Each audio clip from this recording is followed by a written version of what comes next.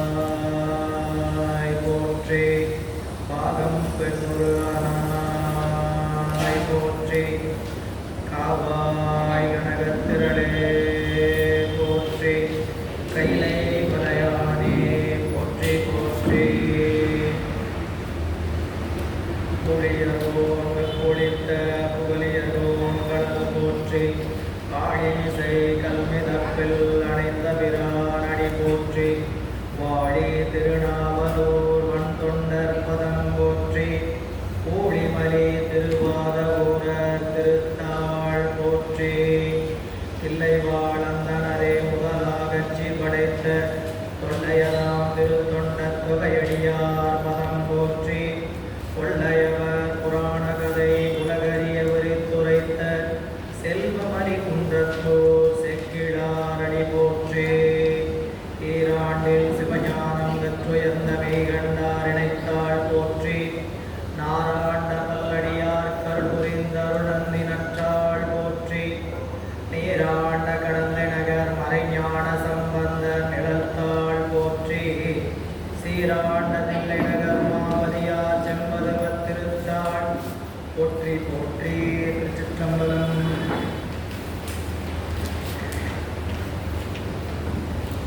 தில்லைவாழந்தனதம் அடியார்க்கும் அடியே திருநீலகண்டத்து உயவனார்க்கடியே இல்லையே என்னாத இயற்பலைக்கும் அடியே இளையாடன் முடிமாறன் அடியார்க்கும் அடியே வெல்லுவாமிக வல்ல மெய்ப்பொருளுக்கடியே விரிபொழில் சூழ்குன்றையார் விரமிண்டற்கடியே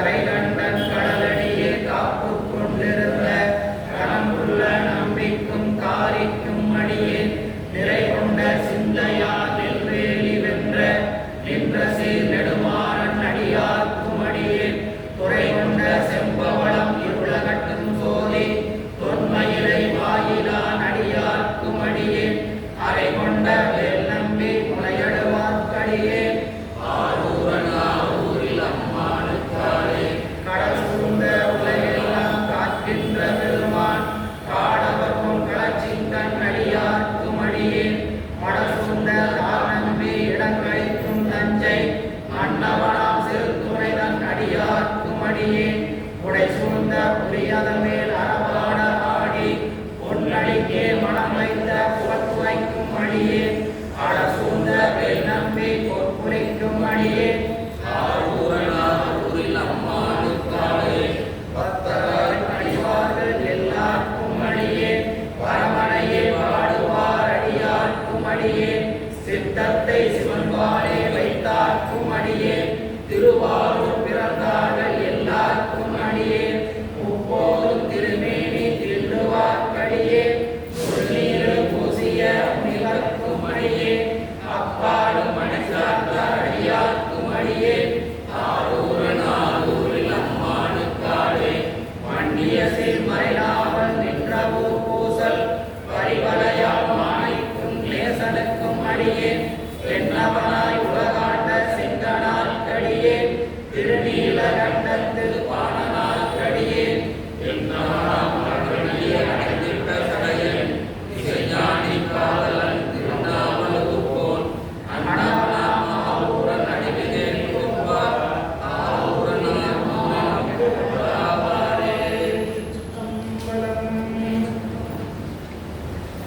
அரேசனே அந்தற்கடியனேனுடையப்பனே ஆவியோடு ஆக்கை புரை புரை அறிய புகுந்து நின்றுரைக்கு பொயிருள்கடிந்த மெச்சுடரே திரைபுறா மண்ணும் அமுதத்தின் கடலே திருப்பெருந்துரை உரை சிவனே உரை புணர்ந்து நின்றுணர்வதோ உணர்வே யான் உன்னை குறைக்குமாறு உணர்த்தே.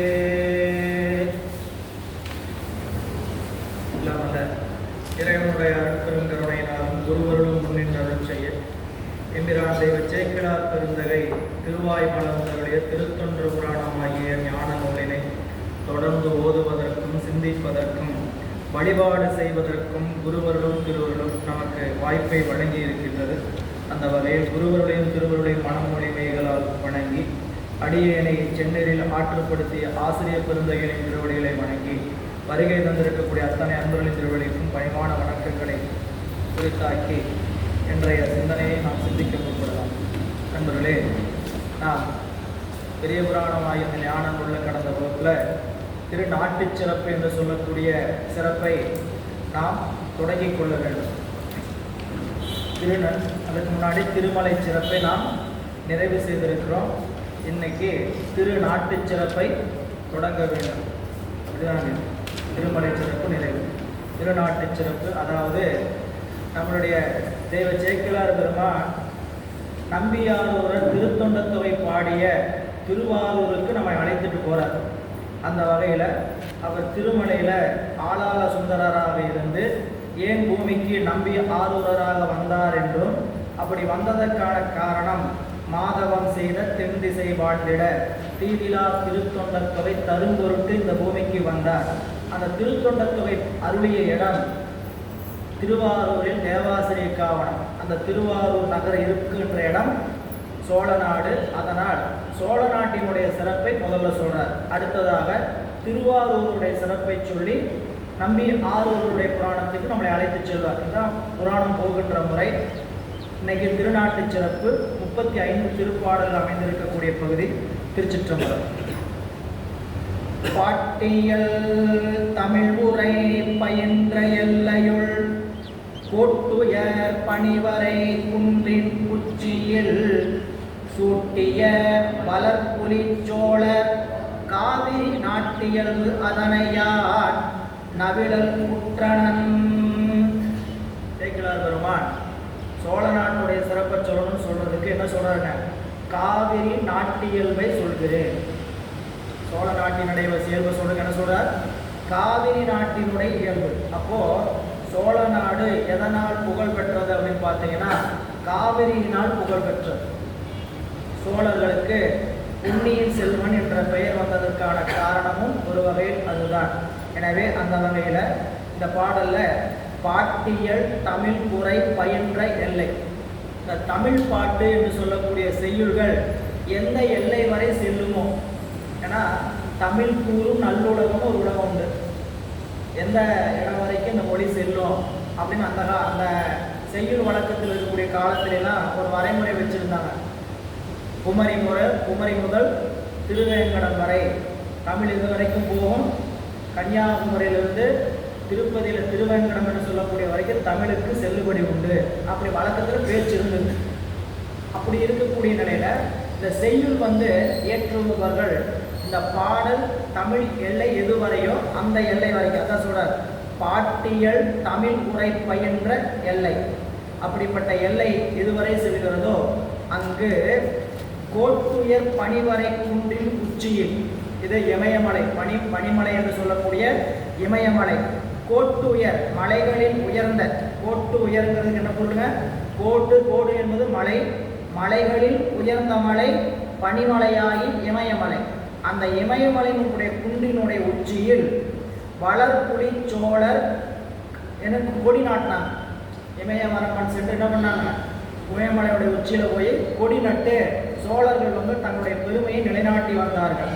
அப்படி புலி சூட்டிய வளர் சோழர் அவர்கள் ஆட்சி செய்த காவிரி நாட்டி இயல்பாயதனை யான் நவிழல் உற்றனன். இப்போ நான் எதை சொல்ல போகிறேன்? சோழ நாட்டினுடைய பெருமையை சொல்ல போகிறேன் அப்படின்னு சொல்லி தொடங்குகிறார். இந்த சோழ நாட்டுக்கு எது முதன்மையானதுன்னு கேட்டிங்கன்னா காவிரி. அந்த காவிரியை பற்றி ஒரு 7 பாடல் சிறப்பு சொல்கிறார். நம்ம நாட்டில் தமிழகத்தில் தண்ணீர் உடைய வளம், அதிகமான வளத்தை செய்வது காவிரி தான். காவிரி போய்த்துன்னா தமிழகத்தில் பல இடத்துக்கு இடர்பாடு, நொய்யல் போன்ற நதியெல்லாம் ஓடுது, தாமிரபரணி எல்லாம் ஓடனாலும் காவிரி தான் வயல் சார்ந்து ஓடக்கூடிய நதி. அதனால் காவிரி நாட்டினுடைய இயல்பை சொல்றேன்ட்டு ஏறத்தாழ 7 பாடல் காவிரியினுடைய சிறப்பு. இந்த காவிரி எங்கு தோன்றியதுங்கிறதுக்கு முதல் செய்தி.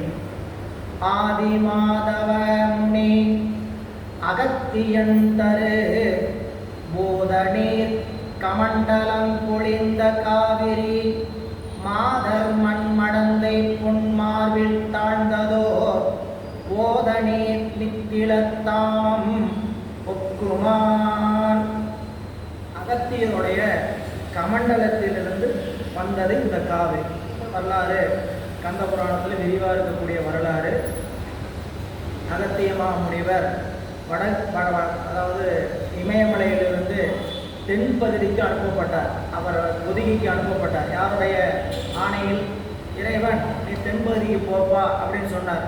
இவர் ஒருவர் தென்பகுதிக்கு போதும், அத்தனை பேர் வடப்பக்கம் இருந்தாலும் வடன்னு சொல்லக்கூடிய இமயமலையில் இருந்தாலும் வடபகுதியிலிருந்து தென்பகுதிக்கு போகிறக்கு ஒருத்தர் இருந்தால் போதும் முடிவு பண்ணார்.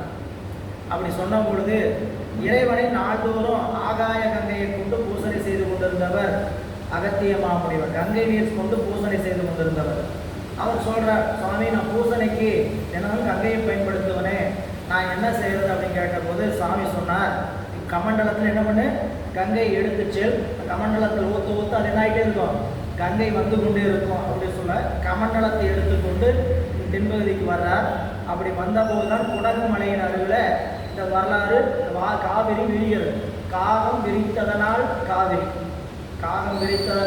காவிரி அவருடைய கமண்டலத்தில் வந்து கவிழ்த்தது. அது இந்திரனுடைய வடிவாக வந்ததுன்றதுலாம் புராணத்தில் இருக்கக்கூடிய செய்தி நீங்கள் விரிவாக பாருங்கள். இங்கே ஆதி மாதவ முனி அகத்தியன், அகத்தியருக்கு ஆதி மாதவ முனி ஏன் அப்படின்னா தவத்தில் உயர்ந்தவர் அகத்தியர். எதனால் அப்படிங்கிறதுக்கு பல காரணம் உண்டு. விந்த மலையை தன்னுள் அடக்கினார். குரு முனிந்த பேர், ஆனால் விந்த மலையை தனக்குள் அடக்கினார். ராமனுக்கு உபதேசம் செய்தார். ராமனுடைய குரு யாருங்க? அகத்திய மாமுனிவர். இல்லை, அவர் தான் ராமேஸ்வரத்தில் இலங்கைக்கு போவதற்காக அகத்திய முனிவரிடத்தான் தீட்சை பெற்று சிவபூசனை பண்ணுறார். அப்படி பூசனை பண்ணதுனால அவர்களுடைய தவத்தின் பெருமை என்னன்னு கேட்டீங்கன்னா கடல் குடித்து விந்தத்தை அடக்கிய வரலாறும், ராமர் முதலியோருக்கு குருவாக அருளி செய்ததெல்லாம் இதனுடைய பெருமைகள். சரிங்களா? அகத்தியன் அவருடைய பேருக்கு என்ன காரணம்னு கேட்டீங்கன்னா, அகத்தியன் அப்படிங்கிறது சுருக்கம். அகத்தியன் அவருடைய உண்மையான பேருன்னு கேட்டீங்கன்னா, அகத்தில் தீ போன்ற சிவபெருமானுடைய கடவுளை இருத்தி இருப்பதனால அகத்தியன் அவருடைய திருநாமம். எனவே அப்படிப்பட்ட திருநாமத்தை உடையவர். அவருடைய பூதநீர் கமண்டலம், பூதநீர் கமண்டலம், தண்ணீர் என்ன இருக்குங்க, கமண்டலத்திலிருந்து பூதநீருக்கு, பூதமாகி ஐம்பூதத்தில் நிலத்தில் பாய்ந்ததனால ஒளிந்த காவிரி. அப்படிப்பட்ட காவிரி மாதர் மடந்தை புன்மார்பில் தாண்டதோர் போதநீர் நித்திர தாமம் முக்குமார். முதல் ஒரு அழகை சொல்றாரு. மண்மடந்தைக்கு, பூமி மாதாவுக்கு, நிலதேவதைக்கு கழுத்தில் அணிந்த முத்து மாலை போல காவிரி.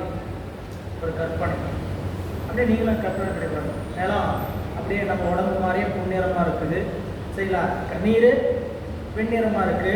அந்த நிலத்தில் ஓடுற நீர் பார்த்தா எப்படி இருக்குங்களா, பூமி தாய்க்கு கழுத்தில் அணிந்து இருக்கக்கூடிய முத்து மாலை போல இருக்குது அப்படின்னு ஒரு ஊமை காட்டுறார். அதான் சொல்றார், மாதர் மண் மடந்தை, நிலமடந்தை என்று சொல்லக்கூடிய தாய்க்கு பொன் மார்பில் தாழ்ந்ததோ, நிலம் பொன்னிறம், சரிங்களா, பொன்னிறத்தில் தாழ்ந்ததோ ஓத நீர், ஓடுகின்ற நீர் நித்தில தாமம் ஒக்கும். நித்திலம் என்பது முத்து, முத்து மாலை, தாமம் என்பது மாலை, முத்து மாலை ஒத்து இருக்கும் அப்படின்னு காட்டுறார். நிலமடந்தைக்கு ஓர் முத்து மாலை போன்றது நம் காவிரி. அப்படியே காவிரி எதற்கெல்லாம் சமானம் சொல்லிட்டு வருவாரு. முதல்ல என்ன சொல்றாங்க, நிலமடந்தைக்கு முத்து மாலை போல் இருப்பது காவிரி. இரண்டாவது, செய்யமால் வரையில் தலைமை சான்றது, செய்ய பூமகற்கு நல் செவிலி போன்றது, வையகம் பல்குயிர் வளர்த்து நாள்தோறும் புய்யவே சுரந்து அழித்து ஊட்டும் நீரது. இந்த காவிரி உயிர்களுக்கு எப்படிப்பட்ட தாய் அப்படின்னா, வளர்த்துகின்ற செவிலித்தாய், அம்மா அப்படின்னு சொல்ல வகையில் எல்லா உயிர்களுக்கும் இந்த காவிரி தாய் எப்படி இருக்குது, தாய் போல. அப்படின்னா நமக்கு சொல்லும் போது என்ன சொல்றோம், காவிரி தாய், கங்கை தாய், தாமிரபரணி தாய், வைகை தாய் அப்படின்னு தான் சொல்றோம். அப்படின்னு தான் நமக்கு எங்கேயுமே நதிகளுக்கு பெரும்பாலும் ஆண்கள் பெயர் பெரும்பாலும் கிடையாது. இல்லை, ஒன்று ரெண்டு இருக்கு. பெரும்பாலும் நதிகளுக்கு பெயர் எப்படி அமைக்கப்பட்டிருக்கு கேட்டீங்கன்னா, பெண் வடிவுக்கு தான் வச்சுருக்காங்க. கிருஷ்ணா நதி, கிருஷ்ணன் இருக்குது, அது கிருஷ்ணா நதிங்கிறது கூட ஆண் பெயரை உடையதுன்னு சொல்லலை. சரிங்களா? அப்படி சொல்லக்கூடிய நிலையில் இந்த வைகை அந்த காவிரி தாய் எப்படிப்பட்டதுன்னு கேட்டிங்கன்னா, ஒரு வளர்ப்பு தாய். யாருக்கு? மண்ணில் இருக்கக்கூடிய உயிர்களுக்கெல்லாம் ஒரு வளர்ப்பு தாய். மண்ணில் இருக்கக்கூடிய உயிர்களுக்கெல்லாம் ஒரு வளர்ப்பு தாய். எப்படி சொல்கிறார், செய்யமாள் வரை. செய்யமாள் வரை அப்படிங்கிறது குடகுமலை. குடகுமலை கர்நாடக நாட்டில் உள்ள குடகு. ஏன்னா குடகுமலையில் தான் என்ன ஆகுதுங்க, இந்த காவிரி புறப்படுகின்ற இடம் குடகுமலை. சரிங்களா? குடகுமலையில் புறப்பட்டு வருகிறது இந்த காவிரி. அப்போ செய்யமால் வரை பயில் தலைமை சான்றது. காவிரி குடகுமலையிலிருந்து புறப்பட்டு வருகின்ற தலைமை பண்பு உடையது. இரண்டாவது, செய்ய பூமகற்கு நல்ல செவிலி போன்றது. தாய் 5 வகை தாய் உண்டு. புரியலா? உண்மையான பெற்ற தாய், ஊட்டும் தாய், வளர்ப்பு தாய். இல்லை, ஒவ்வொரு வகையிலும் தாய். ஆனால் அவங்க தாயின்னு சொல்றது அந்த கருணையோடு வளர்த்துகின்ற நிலையில் தாயின்னு சொல்லப்படுது. அப்போது 5 வகை தாய் இதா யாரான்னு கேட்டிங்கன்னா, பெற்ற தாய், ஊட்டும் தாய், முளைத்தாய், கைத்தாய், செவிலித்தாய். இது இன்றைக்கு வழக்க முறையில் இல்லைனாலும் பெரும்பாலும் இருக்கக்கூடிய இலக்கிய சூழலில் பார்த்தீங்கன்னா, மன்னர் அரசியல் அப்படி பார்த்தீங்கன்னா அவர்களுக்கு இந்த குழந்தை பெற்றெடுத்து வளர்த்துகின்ற பெற்ற தாயாக மட்டும்தான் அவங்க இருப்பாங்க. வளர்ப்பு வேற, தோழிகள் வளர்த்துறது, அதுக்கான பணியாற்றல் வளர்த்துறது, உணவு கொடுக்கறதுக்குன்னு ஒரு பிரிவு இருப்பாங்க. இவர்களை எல்லாம் தனித்தனியாக சொல்லக்கூடிய வகையில். ஏன்னா தாய் என்று சொன்னாலே இறைவனை போல தாய் யாரும் இல்லைங்கிறது தான் நம்மளுக்கு புராணம் சொல்லும். பால் நினைந்து ஊட்டும் தாயினும் சால பரிந்தனி. ஏன்னா உலகத்தில் இருக்கக்கூடிய தாய்மார்கள் ஒரு பிறப்புல இருக்கக்கூடிய உயிருக்குத்தான் தாயாக வர முடியும். அம்மா அப்பா நம்மளுக்கு எத்தனை பிறப்புக்கு இந்த பிறப்பில் வர தாய் தந்தையினால 7 பிறப்புக்கு வர முடியும். இந்த பிறப்புக்கு கொண்டு தான் வரையும். 7 பிறப்பிற்கும் அம்மையப்பராக நமக்கு வருபவர் சிவபெருமான் மட்டுமே அப்படிங்கிறது தான் நம்ம புராணம். ஏன்னா இந்த உலகத்தில் இருக்கக்கூடிய தாயே கருணை இருக்குமான்னு காட்டி அந்த தாயே 3 வகையில் சொல்லப்படுது. இருக்குல்லையே அன்புனா தாய் அன்பு தான் உயர்ந்ததுன்னு சொல்லுவாங்க இல்லை. அந்த தாய் அன்புலையே 3 வகை வச்சிருக்கிறாங்க இல்லை. உத்தமத்தாய், மத்தியமத்தாய், அதமத்தாய் இல்லை. அதமத்தாய் அப்படிங்கிற என்ன பண்ணுவாங்க அப்படின்னு கேட்டிங்கன்னா, பசித்து அழுதாலும் பால் கொடுக்க மாட்டாங்க. மத்தியமத்தாய் பசித்து அழுதா கொடுப்பாங்க. உத்தமத்தாய் பசிக்கிறதுக்கு அழுகிறதுக்கு முன்னாடியே கொடுப்பாங்க இல்லை. அதுதான் 3 பேருக்குள்ள வித்தியாசம். இந்த 3 பேருக்கு மேலானவன் சிவபெருமான்னு நீங்கள் 3 குழந்தைங்கன்னா தான் சிவத்தை உணர முடியும். இந்த 3 பேருக்கு அவர் மேலானவனே அப்படி இறைவன் எப்படி உணர முடியும் கேட்டிங்கன்னா, இந்த தாயினுடைய தன்மைகளை உணர்ந்தீங்கன்னா தெரியும். உலகத்தில் எத்தனை வகைப்பாடு இருக்குது யோசிச்சு பாருங்க. பெற்றெடுத்தாலும் அந்த குழந்தைக்கு பால் கொடுக்க முடியாத நிலையில் இருக்கக்கூடியது, பால் கொடுக்க முடியாத நிலையில் இருக்கிறத விட பால் கொடுத்தால் நமக்கு கேடு வரும் எத்தனை பேர் இருக்கிறாங்க இல்லை. அப்போ சிவபெருமான் எந்த ஒரு இது இல்லாமல், அதாவது எந்த ஒரு பின்னாடி அவருக்கு தேவையில்லாமல் நமக்கு செய்யக்கூடிய கருணை, நமக்கு செஞ்சால் இது கிடைக்கும் அது கிடைக்குங்கிறது நம்ம உலகத்தில் இருக்கக்கூடிய நிலைப்பாட்டை தான் பார்க்க முடியும். உலகத்தில் இருக்கக்கூடியவங்களை பார்க்கலாம். எப்படி பார்க்கலாம்னு கேட்டிங்கன்னா, இதை செஞ்சால் நமக்கு என்ன கிடைக்கும், ஏதாவது ஆதாயம் கிடைக்கும். தாய் தந்தையனுடைய பெரும் எதிர்பார்ப்பு இல்லைனாலும் சிறிய அளவை வளர்த்து நம்மளை பார்ப்பான் அப்படிங்கிற நிலைப்பாடு இருந்து கொண்டே இருக்கும். எனவே இந்த தாய் எப்படிப்பட்ட தாய்? காதைன்னு சொன்னால் வளர்க்கும் தாய். செய்ய பூமகற்கு செவிலி போன்றது. செவிலி நடந்துங்க வளர்ப்பவள். இந்த மருத்துவமனையில் அவங்களுக்கு வேணுங்க செவிலி, ஆங்கிலத்தில் நர்ஸ், அது செவிலி சரிங்களா. அவங்க உடன் இருக்கக்கூடிய தாய் போன்றது. வையகம் பல்லுயிர் வளர்த்து. எப்படி அப்படி சொல்கிறீங்க செவிலித்தாய்ன்னு எப்படி சொல்கிறீங்கன்னா, வையகம் பல்லுயிர் வளர்த்து. இந்த உலகத்தில் இருக்கக்கூடிய உயிர்களை எல்லாம் இந்த நீர் என்ன பண்ணுது, காவிரி என்ன பண்ணுது, வளர்த்துகிறது. நீ காவிரின்னு ஒரு நதியாக வைக்காமல் தண்ணீர்னு வச்சுக்கங்க. தண்ணீர் மட்டும் வச்சுக்கங்க. தண்ணீர் வச்சுக்கிட்டா தண்ணீர் உயிரை எப்படி பாதுகாப்புறது உங்களுக்கு தெரியும், நல்லாவே தெரியும். அதிகாரம் 2வது அதிகாரம் முழுக்க படிக்கணும். வான் நின்று உலகம் வழங்கி வருதலால் தான் அமிழ்தம் என்று உணரற்பாற்று. வான் நின்று, வானத்தில் இருந்து தண்ணீர், மேகத்திலிருந்து தண்ணீர் நமக்கு வழங்கி வருதலால், எதுக்கு, உயிரை பாதுகாப்பது.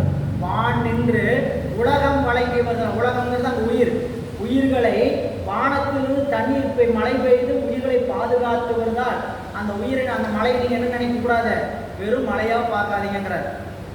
வானத்திலிருந்து வரதை என்னவா பார்க்கக்கூடாது, வெறும் மழையாக பார்க்கக்கூடாது. என்னன்னு பார்க்கணுங்கிறாரு, அமிர்தம். அமிர்தம் ஏன்னா அமிர்தங்கிறது என்னது, சாவா மருந்து புரியல. நம்ம மேலேருந்து இந்த நீர் வரல அப்படின்னா இந்த உயிரில் என்ன ஆயிரும், இறந்து போடும் புரியுங்களா. அதனால மேலேருந்து வருது, வெறும் மழைன்னு பார்க்காதப்பா, அது என்னது, அமிர்தம். வான் நின்று உலகம் வழங்கி வருதால் தான் அமிர்தம் என்று உணரற்பாற்று. அதை என்ன நினைக்கணும், உயிர் துளி நினைக்கணும். மழை துளி எதையோ குடிச்சிட்டு யாரோ வச்சுருக்காங்க, மழை துளி உயிர் துளி, மழை துளி உயிர் துளி. மேலேருந்து வர்றத மழை துளி உயிர் துளிங்கிறது நம்மளுடைய வள்ளுவர் பெருந்தகை சொன்னது. எப்படி உயிர் துளி அப்படின்னு கேட்டிங்கன்னா, ஒவ்வொரு உயிரையும் வளர்க்குது. எப்படி வளர்க்குது அப்படிங்கிறத 2வது பாடல். துப்பார்க்கு துப்பாய துப்பாக்கி துப்பார்க்கு துப்பாயதும். சாப்பிட்றவங்களுக்கு தண்ணீர், உணவு தயாரிப்பதற்கும் உணவு உருவாவதற்கும் உதவி செய்து தண்ணீர் உணவாகவும் பயன்படும். சில பேர் ஃபஸ்ட்டாக தண்ணி குடிக்கணும். அதனால் என்ன சொல்கிறாருங்க, துப்பார்க்கு துப்பாயனும் மழை. துப்பார்க்குங்கிறது பசி. பசி நீங்குவதற்கு விளைபொருளுக்கு பயன்படுவதாகவும் நீர் இருக்குது. அது மட்டுமல்ல, இந்த தண்ணீரே உணவாகவும் பயன்படுத்தி இருக்குது. அதனால் நீங்கள் இந்த தண்ணி என்ன பண்ணணும், ரொம்ப போற்ற வேணுங்கிற. நீங்கள் 1வது அதிகாரம் 2வது அதிகாரம் வான் சிறப்பு படித்து நீங்கள் உங்களுக்கு முழுமையாக விளக்கம் கேட்டீங்கன்னு வச்சுங்க, தண்ணீர் ஒரு துளியை வீணடிக்கணும்னு நாம் நினைக்க மாட்டோம். எத்தனை தண்ணீர் வீணடிக்கிறோம். அப்படி வீணடிச்சதுடைய விளைவு தான் இன்னைக்கு அனுபவிக்கக்கூடிய துன்பம். தண்ணீருக்கு நாம் பல வகையில் கையேந்தி நிற்கிறோம் இல்லைங்களா. எத்தனையோ பிறப்புகளில் செய்த தண்ணீருக்கு செய்த தீங்கு இல்லை. உலகத்தில் கனிம வளங்களுக்கு ஏற்ப தீங்கு செய்யவே கூடாது. இறைவன் கொட்டி கொடுத்துருக்கிறார். இல்லைங்களா? நாங்கள் என்ன பண்ணிட்டு இருக்கோம், அதை பூரா ஒரு ஒரு ஒரு தண்ணி கொஞ்சம் குடிக்கிறோம்னா அரை தண்ணி வீணாக்குறோம். கை கழுவுறதுக்கு எடுத்தோம்னா எவ்வளோ தண்ணி வீணாக்குறோம், பொங்கல் எடுத்தோம்னா எவ்வளோ வீணாக்குறோம். அது வேணும்னு செய்யணும்னு நினைப்போம். ஆனால் நம்மளுக்கு என்ன தோணுன்னு கேட்டிங்கன்னா, இந்த தண்ணீர் பூமியிலிருந்து வெளியே நம்ம கைக்கு வருவதற்கு இது எத்தனை இடத்த கடந்து எத்தனை பேர் தாண்டி வருதுன்னு யோசிக்கணும். இல்லை சும்மா போர் போட்டு தண்ணி வரலைன்னா 200 இறக்கு 300 இறக்கு அப்படின்னு சொல்லணும். வரலைன்னா 500 போடுப்பா அப்படிங்கிறோம். புரியுங்களா? அப்படி வந்ததை தான் நம்ம என்ன பண்ணுறோம், நல்லா தாராளமாக அப்படி திறந்து விடுறோம். இல்லைங்களா? ஒரு திருமண மண்டபத்துக்கு போனீங்கன்னா சாப்பிட்டு முடிச்சு வெளியே வரக்குள்ள எத்தனை தண்ணீர் வீணாகும். இதுதான் நாம் என்ன பண்ண முடியும். ஐயா நீ என்ன பண்ணலாம், நமக்கு எந்த விதத்திலும் நாம் எந்த விதத்திலும் தீங்கு ஏற்படாதவாறு தண்ணீர் நம்மளுக்கு என்ன தேவையோ அதை பயன்படுத்திக்கணும். நம்மளால் முடிஞ்சது. புரியல? எனவே இங்கே சொல்கிறார், வளர்த்து பல்லுயிர் வையகம், உலகத்தில் பல்லுயிரை வளர்த்து எப்படி நாள்தோறும் உய்யவே சுரந்து, அங்கே ஊற்றிலிருந்து சுரந்தும் அழித்தும், அழித்துன கொடுத்து தாயின்னு தான் செய்கிறார். இந்த தாய்க்கும் காவிரிக்கும் ஒப்புமை காமிக்கிறார். காவிரி குடகு மலையில் சுரந்து பூமி முழுக்க வழங்கி நாள்தோறும் வருகிறது. தாயினிடத்து ஒரு குழந்தைக்கு உணவு சுரந்து கொடுக்கிறார். அதே தான் அந்த காவிரி செய்யறதுனால காவிரி இந்த பூமிக்கு பல்லுயிர்களுக்கும் வளர்ப்பு தாய் போன்றவள் அப்படின்னு காட்டுறார். மாலின் உந்தி சுழே மலதன் மேல் வரும், மாலின் உந்தி சுழே மலதன் மேல் வரும் சால்வினால் பல்புயிர் தருதல் மாண்பினால் கோலனல் குண்டிகை தாங்கும் கொள்கையால் போலும் நான்முகனையும் பொன்னி நதி, போலும் நான்முகனையும் பொன்னி மாநதி. நண்பர்களே, 4 பாடல். காவிரி பிரம்மாவுக்கு ஒப்பு, காவிரி உமையம்மைக்கு ஒப்பு, காவிரி சிவனடியார்களுக்கு ஒப்பு, காவிரி கங்கைக்கு ஒப்பு. காவிரி முதல்ல இந்த பாடல் யாருன்னு சொல்றாரு, காவிரி பிரம்மாவுக்கு சமமானவள். எப்படிங்க அப்படின்னா, பிரம்மா என்ன தொழில் செய்கிறாரு, படைத்தல் தொழில் செய்கிறார். எங்கள் காவிரி பாய்ந்து பல் உயிர்களை படைக்கிறது. புரியுதா? பிரம்மா யாருடைய உந்திச்சுழியில் வந்தவர், திருமாலுடைய தொப்புள் கொடியில் தோன்றியவர் பிரம்மன். அதுபோல எங்கள் காவிரி குடகு மலையில் சுழியிலிருந்து தோன்றி வந்தது அப்படின்னு காட்டார். 3வது, பிரம்மா கையில் என்ன தாங்கி இருக்கிறார், குண்டிகை, கோல குண்டிகை தாங்கி இருக்கிறார். அந்த குண்டிகை தாங்கி இருக்கிற அதே செயலில் தான் எங்களுடைய அகத்திய மாமுனிவருடைய கமண்டலத்திலிருந்து இந்த காவிரி வந்தது அப்படின்னு காட்டுறார். இந்த 3 செயல். மாடின் உந்திச்சுடி மலர்தல் மேன்மரும் சால்வினார். திருமாலுடைய தொப்புள் கொடி, உந்திச்சுடின்னு தொப்புள் கொடியில் தோன்றி உயர்ந்து வந்த மேன்மையினால், பல் உயிர் தருதல் மாண்பினால், பல உயிர்களையும் படைக்கிற தொழிலை செய்கின்ற பிரம்மாவை போன்று எங்களுடைய காவிரியும் அந்த படைத்தல் தொழிலை செய்கிறது. கோல நல் குண்டிகை தாங்கும் கொள்கை. இது 3ஐயும் வைத்துக் கொண்டு என்ன சொல்றாங்க, அதனால் நான்முகனை போலும் பொன்னிமானதி. இப்படி பொருத்தணும். நான்முகனை போலும் பொன்னிமானதி. நான்முகன பிரம்மன், பிரம்மனை போல இந்த பொன்னிமானதியாகிய காவிரி உடையது. திங்கள் சூடிய முடிச்சிகரத்து உச்சியில் பொங்கு வெண்தலை முறை பொருது போதலால் எங்கள் நாயகன் முடிமிசை நின்றே இழி கங்கையாம் பொன்னியாம் கண்ணி நித்தமே. ஏன் காவிரி கங்கைக்கு சமம் அப்படின்னு கேட்டீங்கன்னா, காவிரி எங்கிருந்து வருது, மலையினுடைய உச்சியிலிருந்து வருதுங்க. கங்கை எங்கிருந்து வருது, எங்கள் சிவபெருமானுடைய திருமுடியாய் உச்சியிலிருந்து வருது. அதனால் எங்களுடைய காவிரி எதற்கு சமமானது, கங்கைக்கு சமமானது. அந்த பாடல் திங்கள் சூடிய முடிச்சிகரத்து உச்சியில். இந்த குடகு மலை எப்படி இருக்குங்களா, வானத்தை தொட்டு இருக்கக்கூடிய அளவுக்கு புகழா இருக்கா. அப்படி இருக்கக்கூடிய சிகரத்து உச்சியில் பொங்கு வெண் தலைமுறை பொருது போதலால், அங்கிருந்து புறப்படும்போது எப்படி இருக்கலாம், அப்படியே பொங்கி வருதான். அப்படி பொங்கி வருதை பார்த்தா எங்கள் நாயகன் முடிமிசை நின்று, சிவபெருமானுடைய எங்கள் நாயகன், சிவபெருமானுக்கு எங்கள் நாயகன் எப்போ சொல்லலாம், நமக்கு உரிமை இருக்கும்போது சொல்லலாம். அப்படிதான் மணிவாசன் பெருமான் எங்கள் நாயகனே என்னுயிர் தலைவா ஏலவார் குழலிமார் இருவர் தங்கள் நாயகனேன்னு சொல்றார் இல்லைங்களா. அப்போ எங்கள் நாயகனே, நாம் எங்கள் நீங்கள் புராணத்துக்குள்ளே போகும்போது எதிரான மெய்ப்பூர் நாயனார் வரலாற்றை படிப்போம். அங்கே புத்தநாதன் ஆகமத்தை சொல்ல வந்திருக்கிறேன்னு சொல்லுவான். பல முறை மெய்ப்பூர் நாயனார்கிட்ட தோற்று போயிடுவான். அவர் பக்கத்து நாட்டு சிற்றரசன். மெய்ப்பூர் நாயனார் சிவபெருமானுடைய திருவேடத்தை, அவருடைய அடியாருடைய திருநீர் கண்டிகை வேடத்தை கண்டா வணங்கி நிற்பார். அவ்வளவு திருநீற்றின் மேலே அவருக்கு அவ்வளவு அன்பு. சரிங்களா. இந்த முத்தநாதன் பலமுறை இவர்கிட்ட நேரடியாக தோத்துட்டதுனால இவர் இப்படி வெல்ல முடியாது, நாம் என்ன பண்ணலாம், வேடம் போட்டு போலான்ட்டு மெய்யெல்லாம் நீர் பூசி வேடிகள் முடித்து கட்டி கையில் புத்தக கவலையை இருந்து கருப்பு நெஞ்ச வஞ்சம் கொண்டு புத்தக கவலையோடு புறப்பட்டான் முத்தநாதன். தலையெல்லாம் தாண்டி மெய்காப்பாளனாகிய தத்தனையும் தாண்டி உள்ள வந்துடுறான் அந்த புறத்தில் அரசர் மெய்ப்பூர் நாயனார் இப்படி ஓய்வெடுத்துக்கிட்டு இருக்கிறார். ஓய்வெடுத்துக்கிட்டு பக்கத்தில் மனைவியார் காலில் உட்காந்து சேதனம் செய்கிறாங்க. திடீர்னு உள்ள வந்தால் அம்மா எழுந்து வணங்குறாங்க. இது அம்மா எழுந்துட்டாங்கன்னு நாயனார் எழுந்து போது எதில் வேடம் தெரியுது. அப்படியே படுத்துட்டு இருக்கிற தொழுதுகிட்டே எழுதுகிறார். எந்திரிச்சு தொழலைன்னு சொல்ல. எப்படி சொல்றாரு விசைக்கிழார் பெருமான்? எழுந்த பிறகு தொழலை, தொழுதுகிட்டே எழுந்தார். வேடத்தை பார்த்த உடனே வந்து வணங்கி நின்றார். நான் உங்களுக்கு உங்கள் சிவபெருமான் சொன்ன ஆகமத்தை சொல்ல வந்திருக்கிறேன். சொல்லும் போது எப்படி சொல்றது? உங்கள் சிவபெருமான் சொன்ன ஆகமத்தை சொல்ல வந்திருக்கிறேன். இவர் திருநீர்லாம் பூசி இருக்கிற உடம்புல கண்டிகையெல்லாம் அனுப்பிட்டு முனிவர் வேடம் போட்டு வந்திருக்கிறாரு. இவர் உரிமை இருந்து இவருக்கு பல பால் அந்த உரிமை இருந்து எப்படி சொல்லியிருக்கணும்? நம் சிவபெருமான் சொன்ன ஆகமத்தை நான் உங்களுக்கு விளக்க வந்திருக்கேன்னு சொல்லியிருக்கணும். அங்கே சொல்லும் போதே என்ன ஆயிட்டாரு? உங்கள் சிவபெருமான் சொன்ன ஆகமத்தை சொல்ல வந்திருக்கிறேன் அப்படிங்கிற மாதிரி உரிமையோடு சொல்கின்றது. எங்கள் நாயகனாம் இறைவனுடைய முடிவிசை நின்று கீழே ஒளி வரக்கூடிய கங்கையாம், அந்த கங்கை போல பொன்னியாம் கண்ணி நீர்த்தமே. இறைவனுடைய சடாமுடியிலிருந்து கங்கை வருகிறது. அந்த சடாமுடி போல் உயர்ந்த முகடாகிய குடகுமலையினுடைய உச்சியிலிருந்து எது வருகிறது? காவிரி வருகிறதுனால் காவிரியும் கங்கையும் சமம். கங்கையில் போய் ஆட முடியலையேன்னு கவலையெல்லாம் இருக்கு. காவிரிலேயே போய் ஆடுறதில்லை, புரியுதா?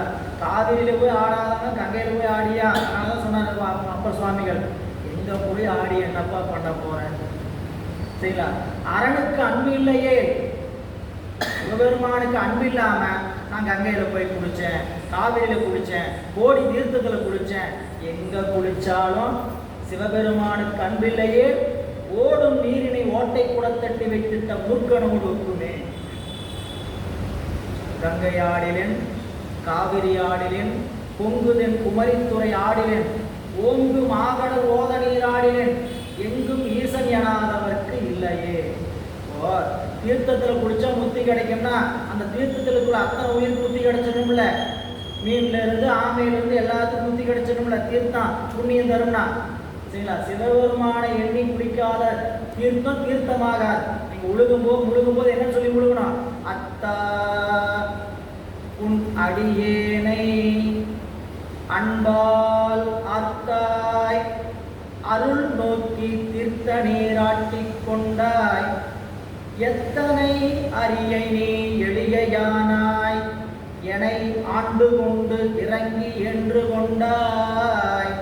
அங்க அப்பர் சுவாமி மணிவாசக பெருமான் ஆர்த்த பிறவே துயர்கெடனாம் ஆர்த்தாடும் கீர்த்தன் நல் தில்லை சிற்றம்பலத்தே கூத்தாடும் கூத்தன் வானும் குவலயம் எல்லாம் காத்தும் படைத்தும் கறந்தும் விளையாடி அப்படி சொல்றார். அப்போ தீர்த்தம்னா வீட்டில் இருக்கக்கூடிய சவர் கூட தீர்த்தமா, புரியுங்களா? நீங்க அங்கிருந்து தண்ணி எடுத்து கொண்டு ஊத்துறீங்கன்னா யார் நினைச்சு ஊற்றணும்?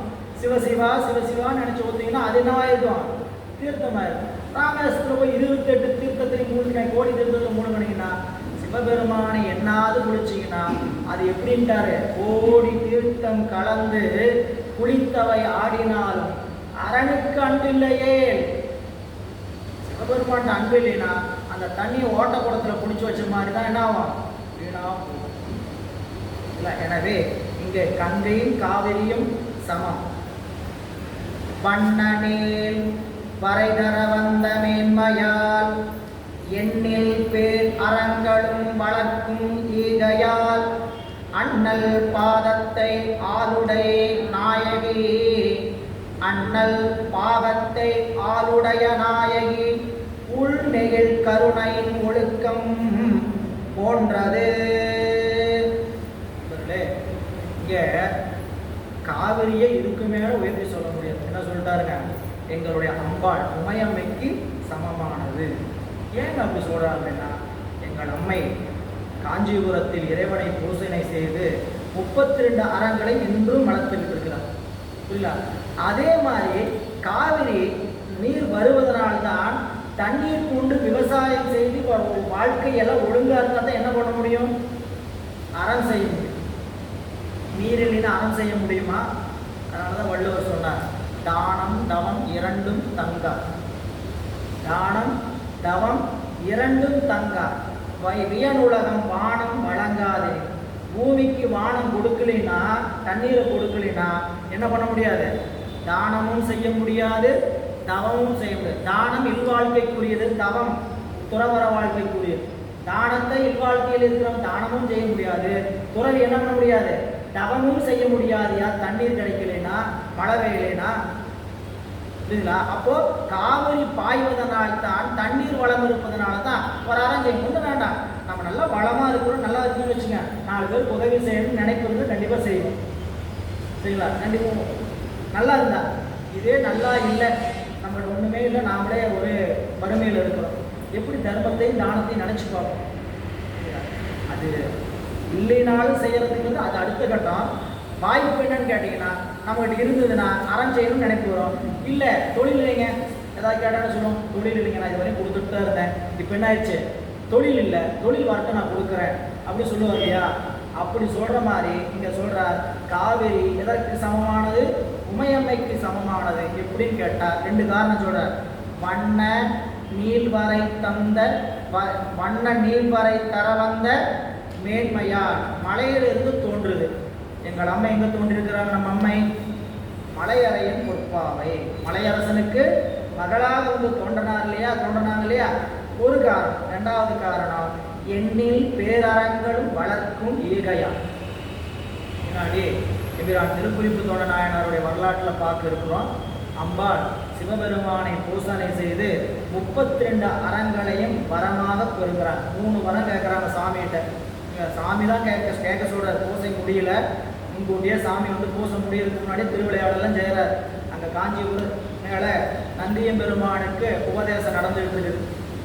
சுவாமி செய்து கொண்டு இருக்கிறார். அம்மா பக்கத்தில் உட்காந்து கேட்டுகிட்டே இருக்கிறாங்க. என்ன உபதேசம்? ஆகமங்களுடைய உபதேசத்தை நந்தியம்பெருமானுக்கு தான் இறைவன் முதல் சொன்னார். அதனால தான் நந்தியம்பெருமான் நம் குரு மரபிற்கெல்லாம் முதல் குரு. அப்புறம் அப்படி சொல்லிட்டு இருக்கும்போது அம்மா என்ன பண்ணாங்க, பக்கத்தில் உட்காந்து செவி முடித்து கேட்டுட்டு இருந்தாங்க. சொன்ன அளவை பார்த்து, நானும் இந்த பூசனை செய்ய வேண்டும் சாமின்னு கேட்குறாங்க. இந்த பூசனையை நானும் பண்ணணும். நீ பூசனை பண்ணணுமா? இறைவனுடைய ஒரு பாகம், சரிபாகமாக இருக்கக்கூடிய அம்மா பூசை பண்ணணுமா? ஏன் பூசனைங்கிறது எதுக்கு? பூசனைங்கிறது எதுக்கு? ஏதாவது பயன் வரம் பெறுவதற்கு தானே பூசனை. எந்த தேவையில்லாமல் சும்மா வந்துட்டு போகிறவங்க நம்ம சரிங்களா? போனோமா கோயிலில் போனோம்னா ஒரு 108 ஏதாவது வாசிச்சுட்டு வந்தோம்னா தான் மனசு ஒரு திருப்தி. அது சாமியை பார்த்து, சாமிக்கு இருக்கு அப்படி இருக்கு, ஏதாவது செய்யுங்க, எனக்கு அந்த கஷ்டம் இருக்குது, அந்த கஷ்டம் சொல்கிறோம். வரமாகத்தானே இறைவனை நாடுறோம். அம்பாளுக்கு பெற வேண்டிய வரம் என்ன இருக்கு?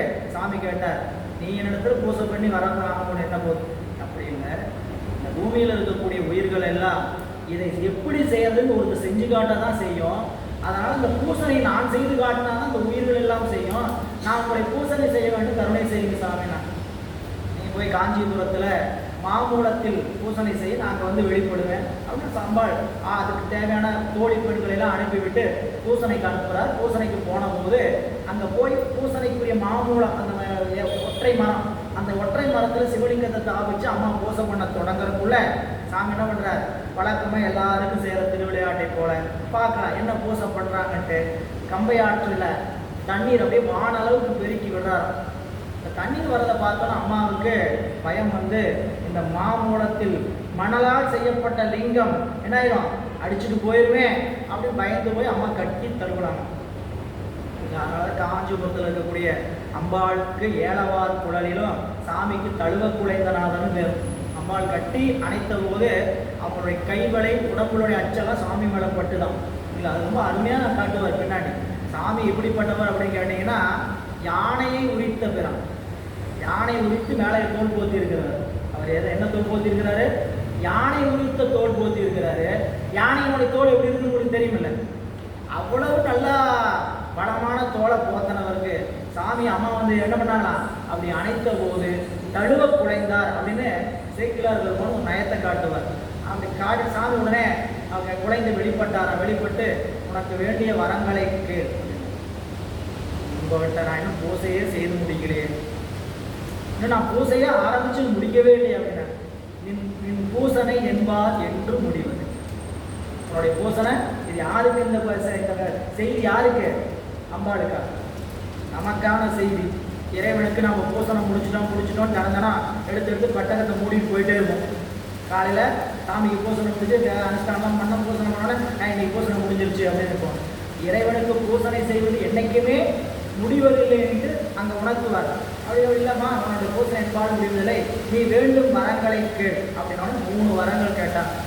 முதல் வரம், என்னுடைய பூசனை என்னைக்கும் கூட நான் செய்து கொண்டே இருக்கும். 2வது, இந்த காஞ்சிபுரத்தில் இருக்கக்கூடிய வாழக்கூடிய அத்தனை ஆன்மாக்கு உயிர்களும் தாங்கள் செய்கின்ற பிழை எதுவாக இருந்தால், ஒரே ஒரு பிழையை தவிர, என்ன பிழை?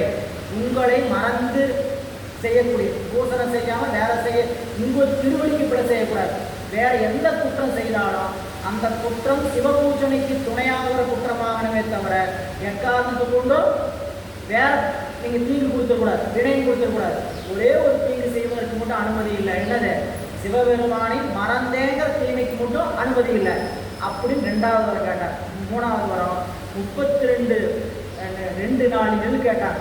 2 நாளின் நெல், ஒன்று இடத்திற்கான சுகத்திற்கும் இன்னொன்று பரத்திற்கான சுகத்திற்கும். இந்த 2 நாடி வாங்கி தான் 32 அறங்களை விதைத்தார்கள். அம்மா என்ன பண்ணாங்க? 32 வகையான அறங்களை விதைத்தாங்க. 2 நாடி நெல்லை வாங்கி விதைச்சாங்க. அந்த விதைத்ததன் வாயிலாக வந்தது அறங்கள் அப்படின்னு சொல்லப்படும். அப்போது இங்கே அறங்களை அம்மை இப்படி வளர்த்தாங்க. எங்களுடைய காவிரி எப்படி வளர்க்கிறது? தண்ணீர் இல்லைன்னா அறத்தை செய்ய முடியாது.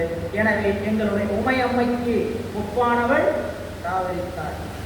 அடுத்த பாடல், காவிரி தாயை சிவனடியாருக்கு ஒப்புன்னு சொல்றாங்க.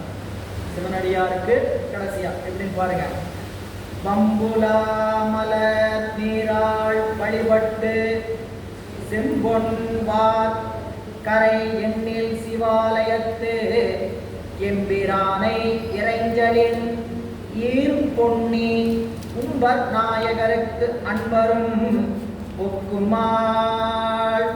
இந்த காவிரி ஓடும்போது கரைகளில் பார்த்தீங்கன்னா, காவிரி கரையில் எண்ணற்ற சிவாலயங்கள் இருக்கு. அருகாமையில் கொடுமுடி, நட்டாற்றீஸ்வரர், சரிங்களா? இந்த திருக்காலத்துக்குலாம் அப்படி காவிரி போகும்போது தண்ணீர் பெருக்குனால தண்ணீரில் இயல்பாகவே மரங்கள்லையும் செடிகள்ல இருந்து விழுகின்ற மலர்கள் என்ன ஆகும்? அப்படியே தண்ணீரில் அடிச்சுட்டு வந்துச்சு. இந்த காவிரியில் ஓரமாக இருக்கக்கூடிய அலை என்ன பண்ணுன்னு கேட்டிங்கன்னா அப்படியே வீசும். இந்த தண்ணீரும் போச்சு, பூவும் போச்சு. யாருடைய திருவடிக்கு போச்சு? சிவபெருமானுடைய சிவாலய திருவடிக்கு சென்றது. இப்படி போனதுனால சேக்கிழார் பெருமான் பார்த்தார், பூசணைக்கு என்னங்க முக்கியமாக தேவை? பூசணைக்கு என்ன முக்கியமாக தேவை? பூவும், குறைஞ்சபட்சம் என்ன தேவை? பூவும் நீரும். அதிகப்படுத்தினா தளம்பூவோடு தூபம் மறந்தறியேன், தமிழோடு இசைப்பாடல் மறந்தறியேன், அப்படி வச்சுக்கிட்டே போகலாம். ஆனால் குறைஞ்சபட்சம் என்ன தேவைன்னு நம்மளுடைய திருமூலர் சொல்கிறார், புண்ணியம் செய்வார்க்கு பூவுண்டு நீரும். பூசணை பண்ணுறதுனா குறைஞ்சபட்சம் என்ன போதுங்க? பூவும் நீரும் போதுமானது. இந்த 2ஐயும் வச்சு செஞ்சுட்டு, இந்த 2ஐயும் யார் செய்வாங்க அப்படின்னா சிவனடியார்கள் செய்வாங்க. அந்த சிவனடியார்களை போலவே எங்களுடைய காவிரியும் செய்கிறது அப்படின்னு ஒரு காட்சி காட்டுறாங்க. பாடல் பம்புலா மலர். பம்பு என்பது மனம் மிகுந்த மலர். மனம் மிகுந்த மலர் நீரால் வழிபட்டு, எது? செம்பொன் பார்க்கரை எண்ணில் சிவாலயத்து, மணல்களை உடைய 2 கரைகளிலும், மணல் தாண்டி, அதாவது மணல்களை உடைய 2 கரைகளிலும் எண்ணில் சிவாலயத்து எம்பிரானை இறைஞ்சலின், இந்த காவிரி வந்து இறங்கி செல்வதால் ஈரும் பொன்னி. ஈரும் பொன்னி அப்படிங்கிறது குளிர்ந்த காவிரி. குளிர்ந்த காவிரியானது உம்பர் நாயகருக்கு அன்பர் ஒக்குமான். கவனிங்க, பாடல்ல புத்தகம் வச்சு பாருங்க. எல்லாரும் கண்டிப்பாக புத்தகம் வச்சுக்கோங்க. குறைஞ்சபட்சம் சின்ன ஒரு அலைபேசி புத்தகத்தோட வகுப்பு வரணும். புத்தகம் இல்லாமல் வாங்கலை, கொண்டு வர வாய்ப்புலாம் போயிடுச்சுனீங்கன்னா அலைபேசியிலாவது பெரிய புராணத்தை வச்சுக்கங்க. சைவன்.org பன்னிரு திருமுறை இருக்குது, சரிங்களா? 12 திருமுறையும் இருக்குது. அதில் எதுக்கு சொல்கிறேன்னு கேட்டிங்கன்னா, ஏன் நம்ம பெரிய புராணத்தை இப்படி படித்து பொருள் பார்க்கணும்? கதை சொல்லுங்க ஐயா, ஒவ்வொரு நாளைக்கு என்ன பண்ணிட்டு போங்க, ஒவ்வொரு கதையாக சொல்லிட்டு போங்க.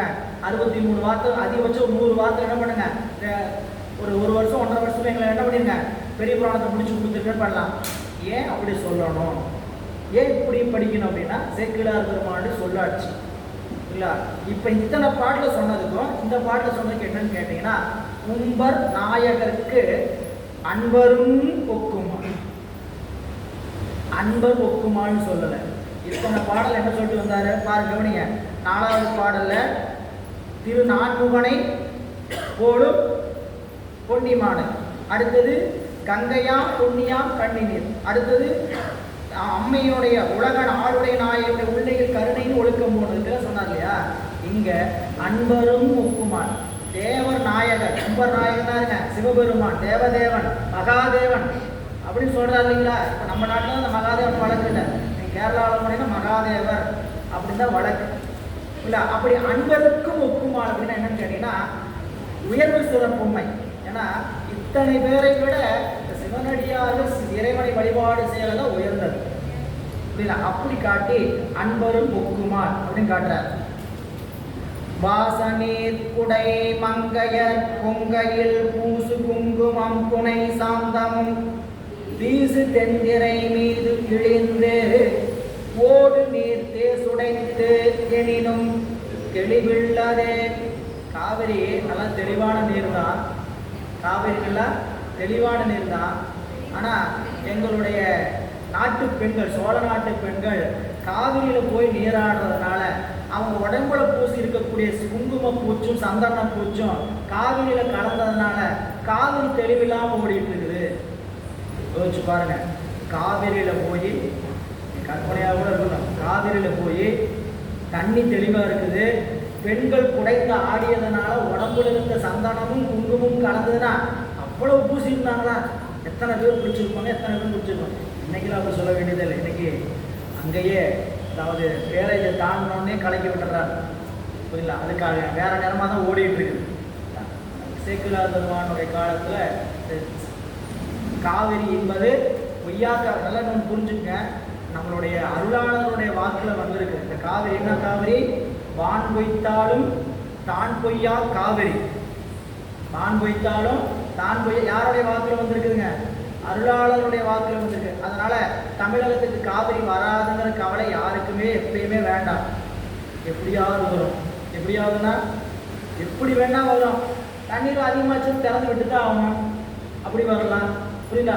ஒரு மதம் உடஞ்சி வரலாம், எப்படி வேணா காவிரி வரலாம் புரியல. நாம ஏன்னு கேட்டீங்க, அருளாளர் வாக்கு, நிறைமொழி மாந்தர் ஆணையில் கலந்த மறைமொழிதானே மந்திரம் சரிங்களா. அவங்க சொன்னது அத்தனையும் மந்திரம். எனவே இங்க காவிரி தாய் சிவ எப்படி இருக்குன்னு கேட்டீங்கன்னா சொல்றார், வாச நீர், வாசனை நீர் எப்படி ஆச்சு, மலர்கள் கலந்தனால. அந்த வாச நீரில் குடையும் மங்கையர், குடையிலானுங்க ஆடுதல், நீராடுதல் புரியுங்களா.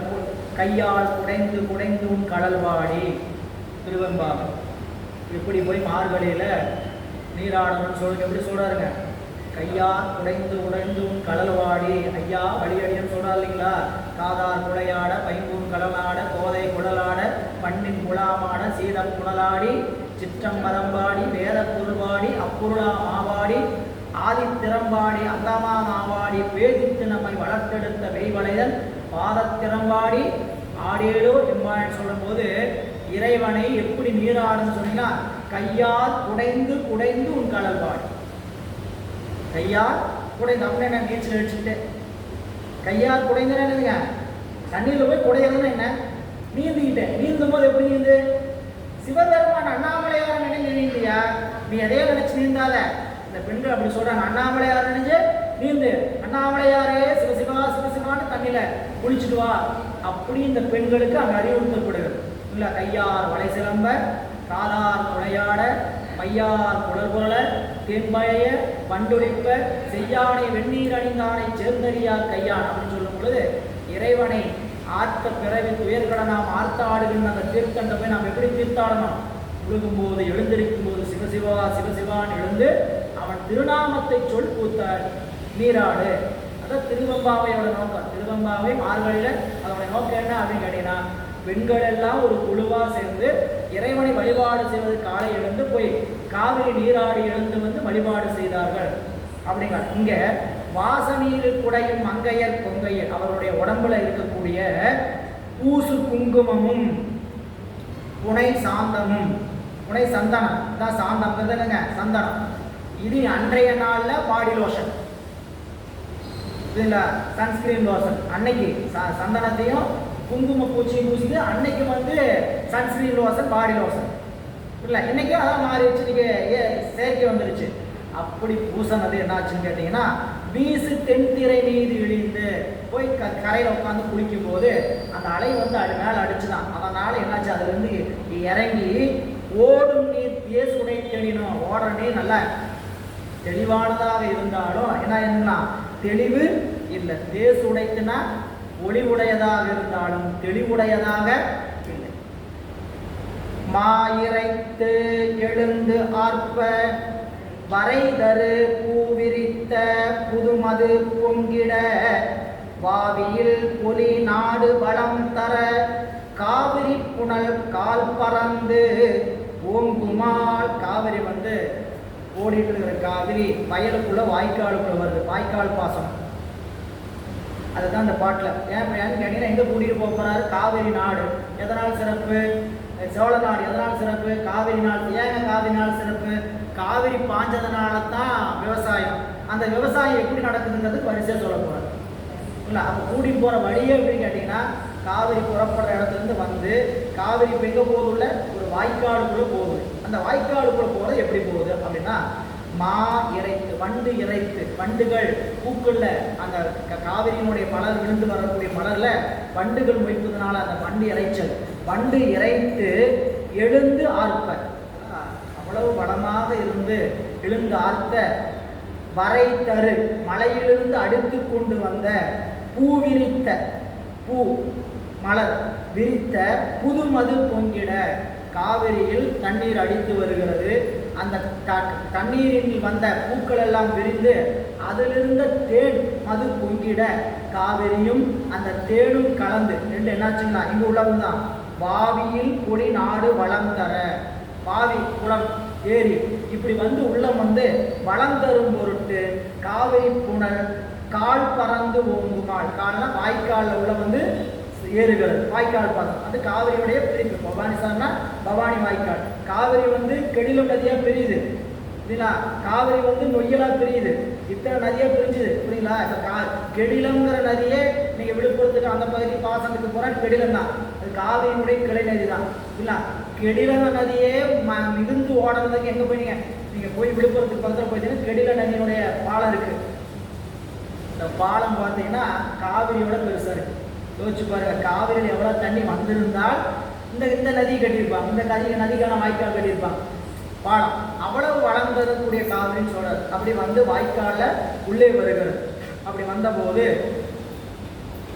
பொன்துறை தலை மாமதகு மூடு போய் மண்டு நீர்வயல் உள்துக வந்து எதிர்கொண்ட மல்லர் குறைத்த கை ஓசை போய் அண்டர் வானத்தின் அப்புறம் சாருமாள். இந்த வாய்க்காலில் வந்து வந்த தண்ணி மதகு வழியாக திறந்து விட்டார். இந்த மதகு வழியாக திறந்து விட்ட தண்ணீர் வயல்களில் உள்ள வந்து சேர அதை விவசாயிகள் மல்லர் பார்த்தாங்கன்னா தண்ணீர் உள்ள வரதை பார்த்தானே வருக வருக வருகன்னு சத்தம் போட்டு கைத்தட்டி வரவேற்றாங்க. கை தட்டி குறைத்த ஓசை. என்னது குறைத்ததுன்னா அவங்க மகிழ்ச்சினால ஆரவாரத்தினால இந்த சத்தம் சொல்லுவாங்க, குழுவி சத்தம் சொல்லுவாங்க இல்லைங்களா, அந்த சத்தத்தை சொல்லி கை தட்டி அழைத்த ஓசை. இப்போ நம்ம எத்தனை பேர் காவிரி வருகன்னு நினைக்கிறோம். ஓ கோன்னு பேசியே பழகிட்டாங்க. சரிங்களா? நீங்கள் நல்லா அதாவது இது நான் புரிஞ்சுக்கிறதுக்காக தான் சொல்கிறேன்.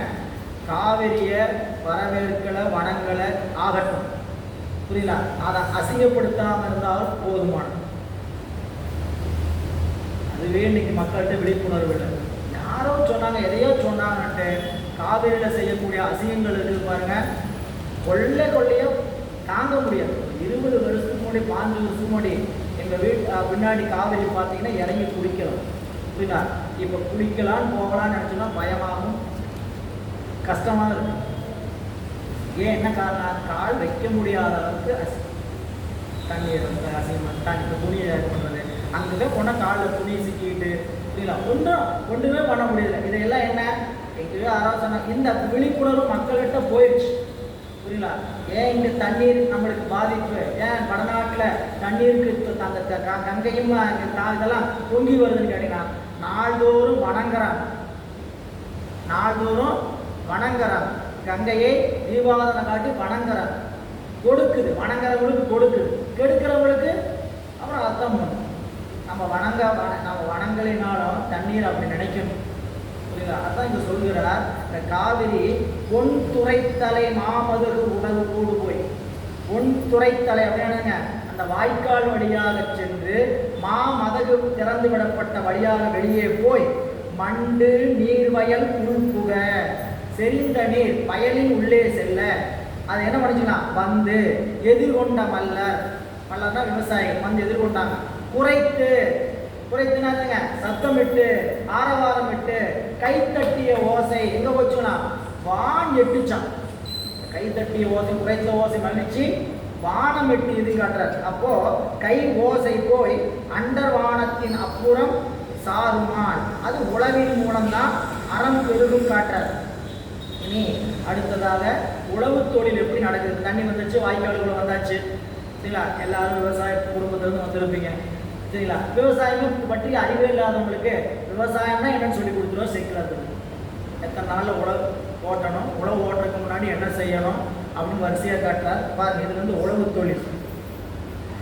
மாதர் நாறு பறிப்பவர் மாட்சியும் சீத நீர்முடி சேர்ப்பவர் செய்கையும் போதையார் உளுனர் ஒழுக்கமும் காதல் செய்வதோர் காட்சி மலிந்ததே. அப்படியே வயல் புறத்தில் போய் சேக்கிலாதமான அப்படியே ஒளிக்கருவி வச்சார் கேமரா. அப்படியே படத்தில் பார்த்தா அடாடாடா பார்த்துக்கிட்டே இருக்கலாம் ஐயா. ஏன் அவங்க வயலில் இறங்கி வேலை செய்கிறது ஒரு எவ்வளவு ஒழுங்கான முறை. எப்படி இருக்குன்னு கேட்டிங்கன்னா, நாற்றை அந்த விதை நெல்லை பயன்படுத்தி நாற்று நட்டுருப்பாங்க. அந்த நாற்றை எடுத்து தான் மறுபடியும் அடுத்த வயலில் கொண்டு போய் மறுபடியும் பயிரிடணும். இல்லைங்களா? அதை முதல்ல அந்த பெண்கள் எப்படி பறிக்கிறாங்களா, மாதர் நாறு பறிப்பவர் மாட்சி, அழகிய அந்த பெண்கள். மாதர் அப்படிங்கிற வார்த்தைக்கு அழகுன்னு பேரு. மாது அப்படிங்கிற சொல்லுக்கு என்ன பொருளுங்க? அழகுன்னு பேரு. அழகுடைய அந்த விவசாய பெண்கள் நாறு பறித்தல், நாற்றுக்களை பறித்தார். அந்த பறித்தார்களுக்கு ஒரு சொல்ல கூட வச்சார், மாட்சி.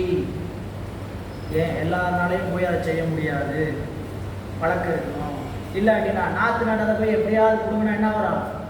தனித்தனியாக வந்துடும். நெல் உள்ள விதைச்சது உள்ளே நிற்கும், மேலே இருக்கிற அந்த பயிர் அத்துக்கிட்டு வந்துடும். எனவே நாறு பறிப்பவர் மாட்சியும், நாறு பறிப்பவர் மாட்சி, இது ரெண்டையும் நீங்கள் ஒப்பிட்டு பார்த்தீங்கன்னா தெரியும். அடுத்த வரியில சொல்றாரு, சீத நீர்முடி சேர்ப்பவர் செய்கை. நாறு பறிச்சாச்சு இல்லை, அதை கட்டுக்கட்டாக கட்டுவாங்க. கட்டி என்ன பண்ணுவாங்க? போய் பத்திரமா வச்சுட்டு வருவாங்களா? தூக்கி போடுவாங்க. இந்த கட்டை என்ன பண்ணுவாங்க? அந்தந்த இடத்துல தூக்கி போட்டு வருவாங்க. இப்போ முதல்ல நடும்போது நார் பறிக்கும் போது பொறுமையாக பறிச்ச அந்த நாற்றை ஒரு முடியாக கட்டி வயலுக்குள்ளே போய் எல்லா இடத்துலையும் மறுபடியும் நடுவதற்கான அந்த வயலுக்குள்ளே கொண்டு போய் போட்டு வருவாங்க. அதுக்கு போடுறதுக்கு என்ன சொன்னாங்கன்னா செய்கின்னு சொல்லிட்டார். பறிச்சது ஆட்சியோட பறிச்சாங்க, வீணாகாம மீண்டும் அதை கொண்டு போய் அடுத்த வயலில் போடும்போது ஒரு செயலாக செய்தாங்க.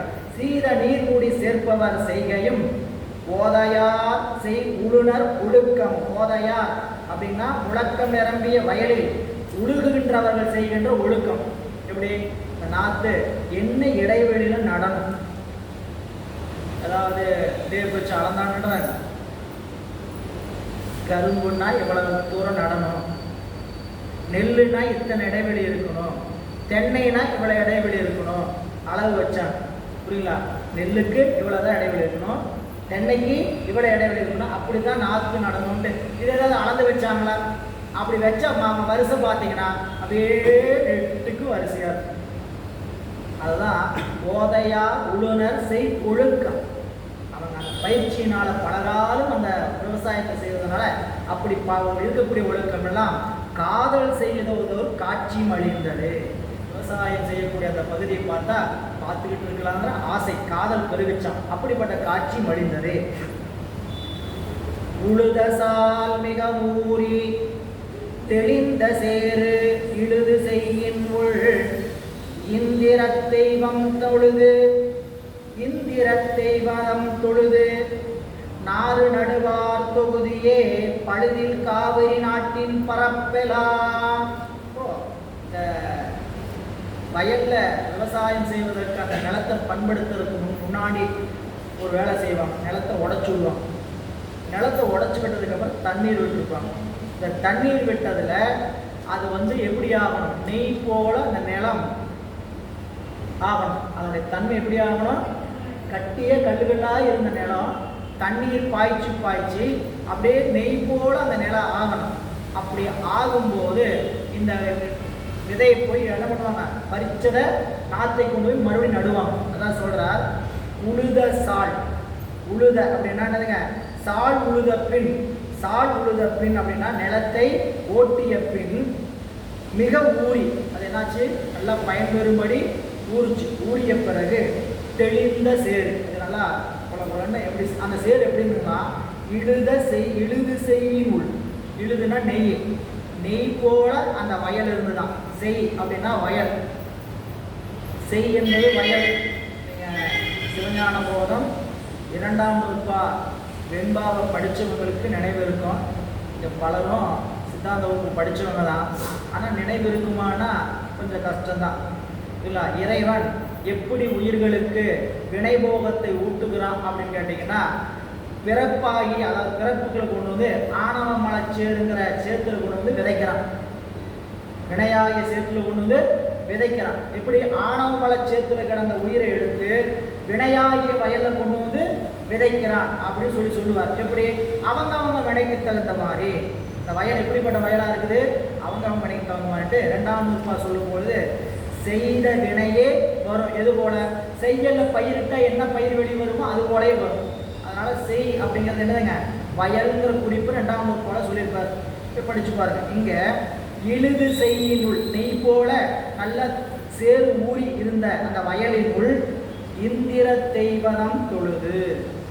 நிலத்துக்குரிய மருது நிலத்துக்குரிய தெய்வம் எது, இந்திர தெய்வம். 5 நிலத்துக்கு 5 தெய்வம் இல்லை. குறிஞ்சினா முருகன், முல்லைனா திருமால், மருதம்னா இந்திரன், நெய்தல்னா வருணன், பாலை அப்படின்னு ஒரு நிலம் இல்லை.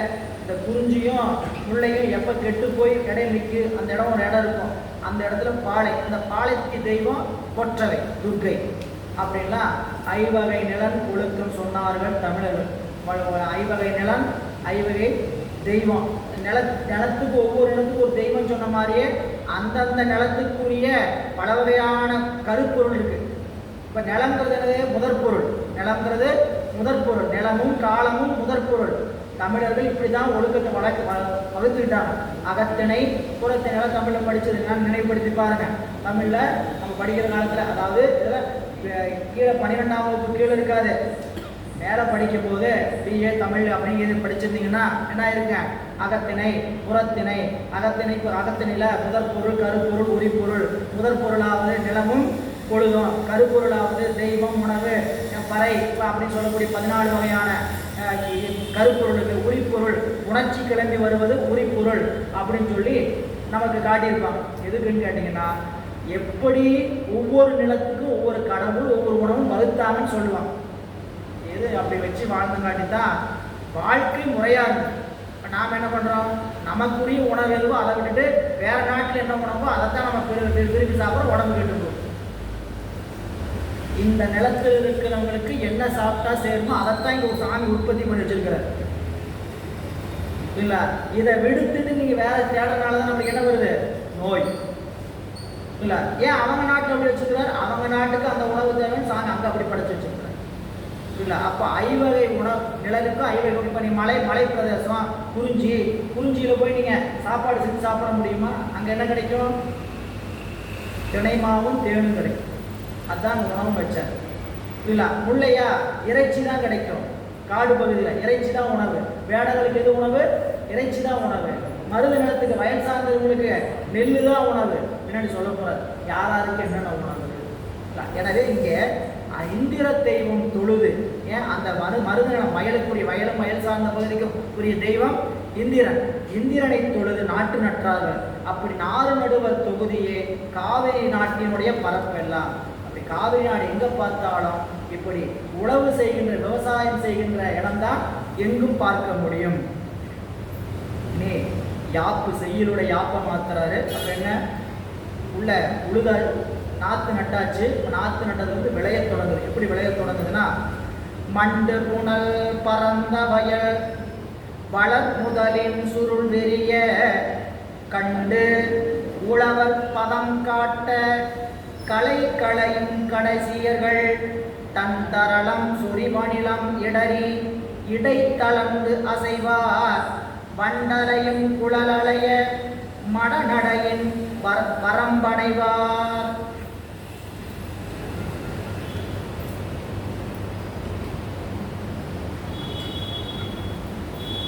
இந்த இடம் அருமையான இலக்கிய சுவை உடையதுங்க. என்னன்னு கேட்டீங்கன்னா, அதனால் இதுதான் சேக்கிழார் பெருமானுடைய இலக்கிய சுவை. இந்த வயலில் வளர்ந்து வருகிற நெல்லுக்குரிய பருவம் தோன்றி சுருள் விரிகிறது. சுருள் விரியும் போதே நெல் வளரும் போது, பயிர் வளரும் போதே கூட என்ன வளரும்? களையும் வளரும். இந்த களையை பிடுங்கணுங்கிறத அறிவிப்பை இந்த விவசாயி என்ன பண்ணுறாராம், மல்லர் என்ன பண்ணுறாராம், தன்னுடைய பெண்கள்கிட்ட சொல்கிறாராம். எல்லாம் களைய நேரம் வந்துச்சு, சுருள் விரிய ஆரம்பிச்சிட்டு களை எடுக்கணும்னு சொல்லலாம். இந்த களைய போன பெண்கள், விவசாய பெண்கள், அவங்க என்ன பண்ணாங்க, கடைசியில் என்ன பண்ணாங்கன்னா, அந்த களையை களையும் போது களையோடு இருந்து அந்த மலர்கள், என்ன மலர்கள், இந்த அதாவது களையும் கடைசியர்கள் தன் தரளம் சொரிமணிலம் அவங்க போனாங்க. களைகளைய போன போது அந்த வயலில் இருக்கக்கூடிய தண்ணீரில் மிகுதிப்பாட்டினால சங்கிலிருந்து உதிர்ந்து வந்த முத்துக்களும் சங்கு சிப்பிகளும் அங்கே வயல் இருந்துங்காட்டி அது குத்துட்டு வரம்பு மேலே ஏறி நடந்தாங்க. இந்த வரம்பு எப்படி இருக்கும்? ஒரு குறுகிய பகுதியாக இருக்கும். எப்படி கால் வைக்க முடியும்? கால் அகண்டி வச்சுட்டு போக முடியுமா? என்ன பண்ணலாம்? ஒரு கால் வச்சா அடுத்த கால் இப்படி வைக்கும், ஒரு கால் வச்சா அடுத்த கால் இப்படி வைக்கும். சரிங்களா? இப்போ அவங்க நடை எப்படி இருக்குது? அசைந்து வருகிறது. கேட்பாங்க அசைந்து வர்றாங்க. வரும்போது தலையில் மலர்கள் அணிந்திருந்த போது இந்த கலைகளிலிருந்து எடுத்து அணிந்த மலர்கள்லாம் இருந்துதான் அந்த தலையில் அணிந்த மலர்களை சுற்றி வண்டு சுற்றி வந்துதான். இவங்க கையிலையும் மலர் வச்சுருந்தாங்களாம். மேலே தலையில் மண்டு சுற்றுன்னு இப்படின்னு விரட்டினாங்களாம். விரட்டின போது 2 மலர்கள் இருக்குன்னு பக்கத்தில் இருக்கிற வண்டுகளையும் வாவான்னு கூட்டமாக இருந்தான். அந்த காட்சியோடைய அழகை காட்டுறார். இது ஒரு இலக்கிய சுவை தான். நீங்கள் அந்த ஏன்னா ஒரு புராணம்னா இலக்கிய சுவை இருக்கணும், தலைவன் இருக்கணும், தலைவி இருக்கணும், ஊடல் இருக்கணும், எதிரி இருக்கணும். இத்தனையும் இருந்தால் தான் புராணம். இத்தனையும் பெரிய புராணத்துக்குள்ள இருக்கு.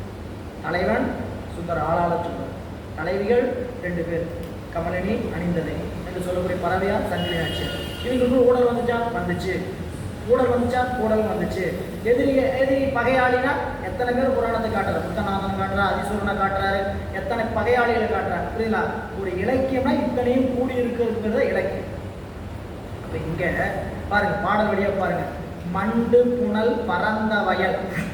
மண்டு புனல்னா நிறைந்த தண்ணீர் பாய்ந்து, பரந்த வயல் தண்ணீர் பாய்ந்ததனால் பரந்த வயல். அந்த காரண காரியம் நல்லா குறிப்பு ஞாபகம் வச்சுக்க. மண்டு புனல் பரந்த வயல் என்ன? நிறைந்த தண்ணீர் பாய்ந்ததனால் வயல் நன்றாக விளைந்திருந்தது. காரணம் நிறைந்த புனல், மண்டு புனல், காரியம் பரந்த வயல் விளைந்திருந்தது. அப்படி விளைந்திருந்த அந்த வயல்ல வளர்முதலின் சுருள் விரிய. வளர்முதல்னா நெற்பயிரினுடைய முதல் கட்டம் சுருள் விரிய தொடங்குது. அப்படி விரிந்த போது கண்டு அதை பார்த்து உழவர் பதம் காட்ட. சில பேர் அந்த உழவர் என்ன பண்ணுவாங்கன்னா அந்த நெல்மணியை போய் அமுத்தி பார்ப்பாங்க. அதான் பருவம் விட்டு வரும், அந்த பச்சையில் அமுத்தி பார்ப்பாங்க சரியான முறையில் பதமாக இருக்குதா அப்படின்னு தெரிந்து கொண்டு கண்டு உழவர் பதம் காட்ட களை களையும் கடைசியர்கள். ஏன்னா பயிர் வளரும் போது என்ன பண்ணணும், அதில் இருக்கக்கூடிய களை வளராமல் பார்க்கணும். இதெல்லாம் நீங்கள் உலகத்து பார்வையில் வச்சு பார்க்குற மாதிரி நம்மளுக்கு அப்பர் சுவாமிகள் நமக்குள்ள சிவம் விளையும் போதே கூட குற்றமும் வரும். அந்த குற்றத்தையெல்லாம் அப்பப்போ என்ன பண்ண அத்தத்து தூக்கி போடு களை களையிற மாதிரி அப்படிம்பார். புரியுங்களா? மெய்மையாம் உழவை செய்து, உழவு தொழில் வச்சு தான் சொல்கிறார். புரியல? மெய்மையாம் உழவை செய்து விருப்பெனும் வித்தை வித்தி பொய்மையாம் களையை வாங்கி பொறையனும் நீரை பாய்ச்சி தம்மையும் நோக்கி கண்டு தகவெனும் வேலியில் விட்டு செம்மையுள் நிற்பீராகில் சிவகதி விளையும் அன்றே. இப்படி வயலை பார்த்துக்கிட்டீங்கன்னா வயலில் நெற்போகம் வரும், நமக்குள்ள பார்த்துக்கிட்டீங்கன்னா என்ன போகம் வரும், சிவபோகம் வரும்.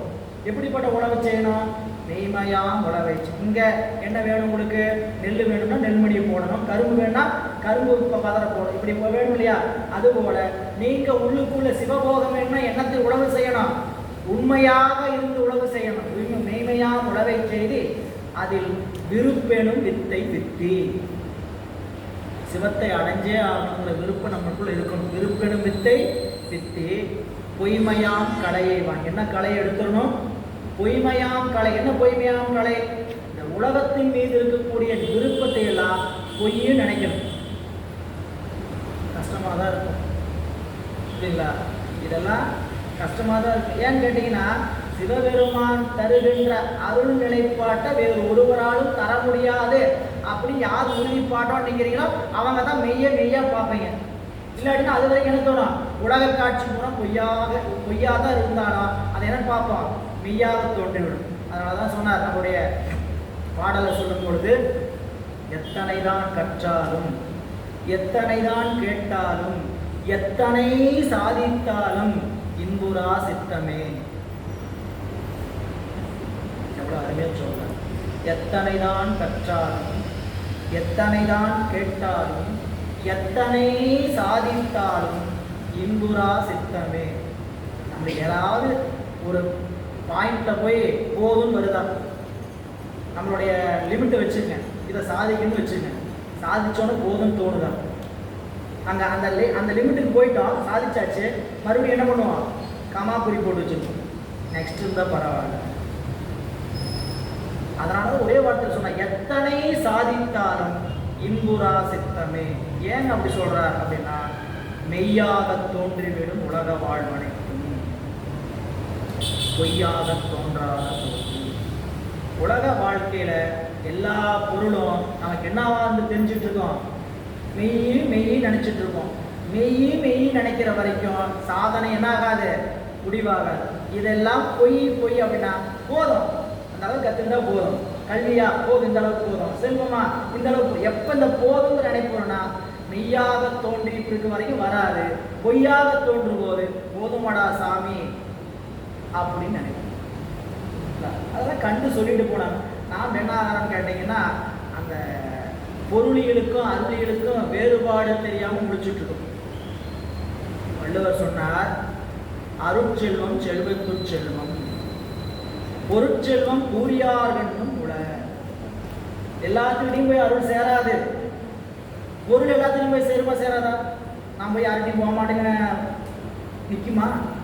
இவங்ககிட்ட போக மாட்டேன், அழகா இல்லை, இவங்ககிட்ட போக மாட்டேன், வயசாக இருக்குது, இவங்ககிட்ட போக மாட்டேன், இவங்க மோசமானவங்க அப்படி நிற்குமா? இது ஏதாவது பொருள் எல்லாருடைய சட்டப்பைக்குமே போகும்.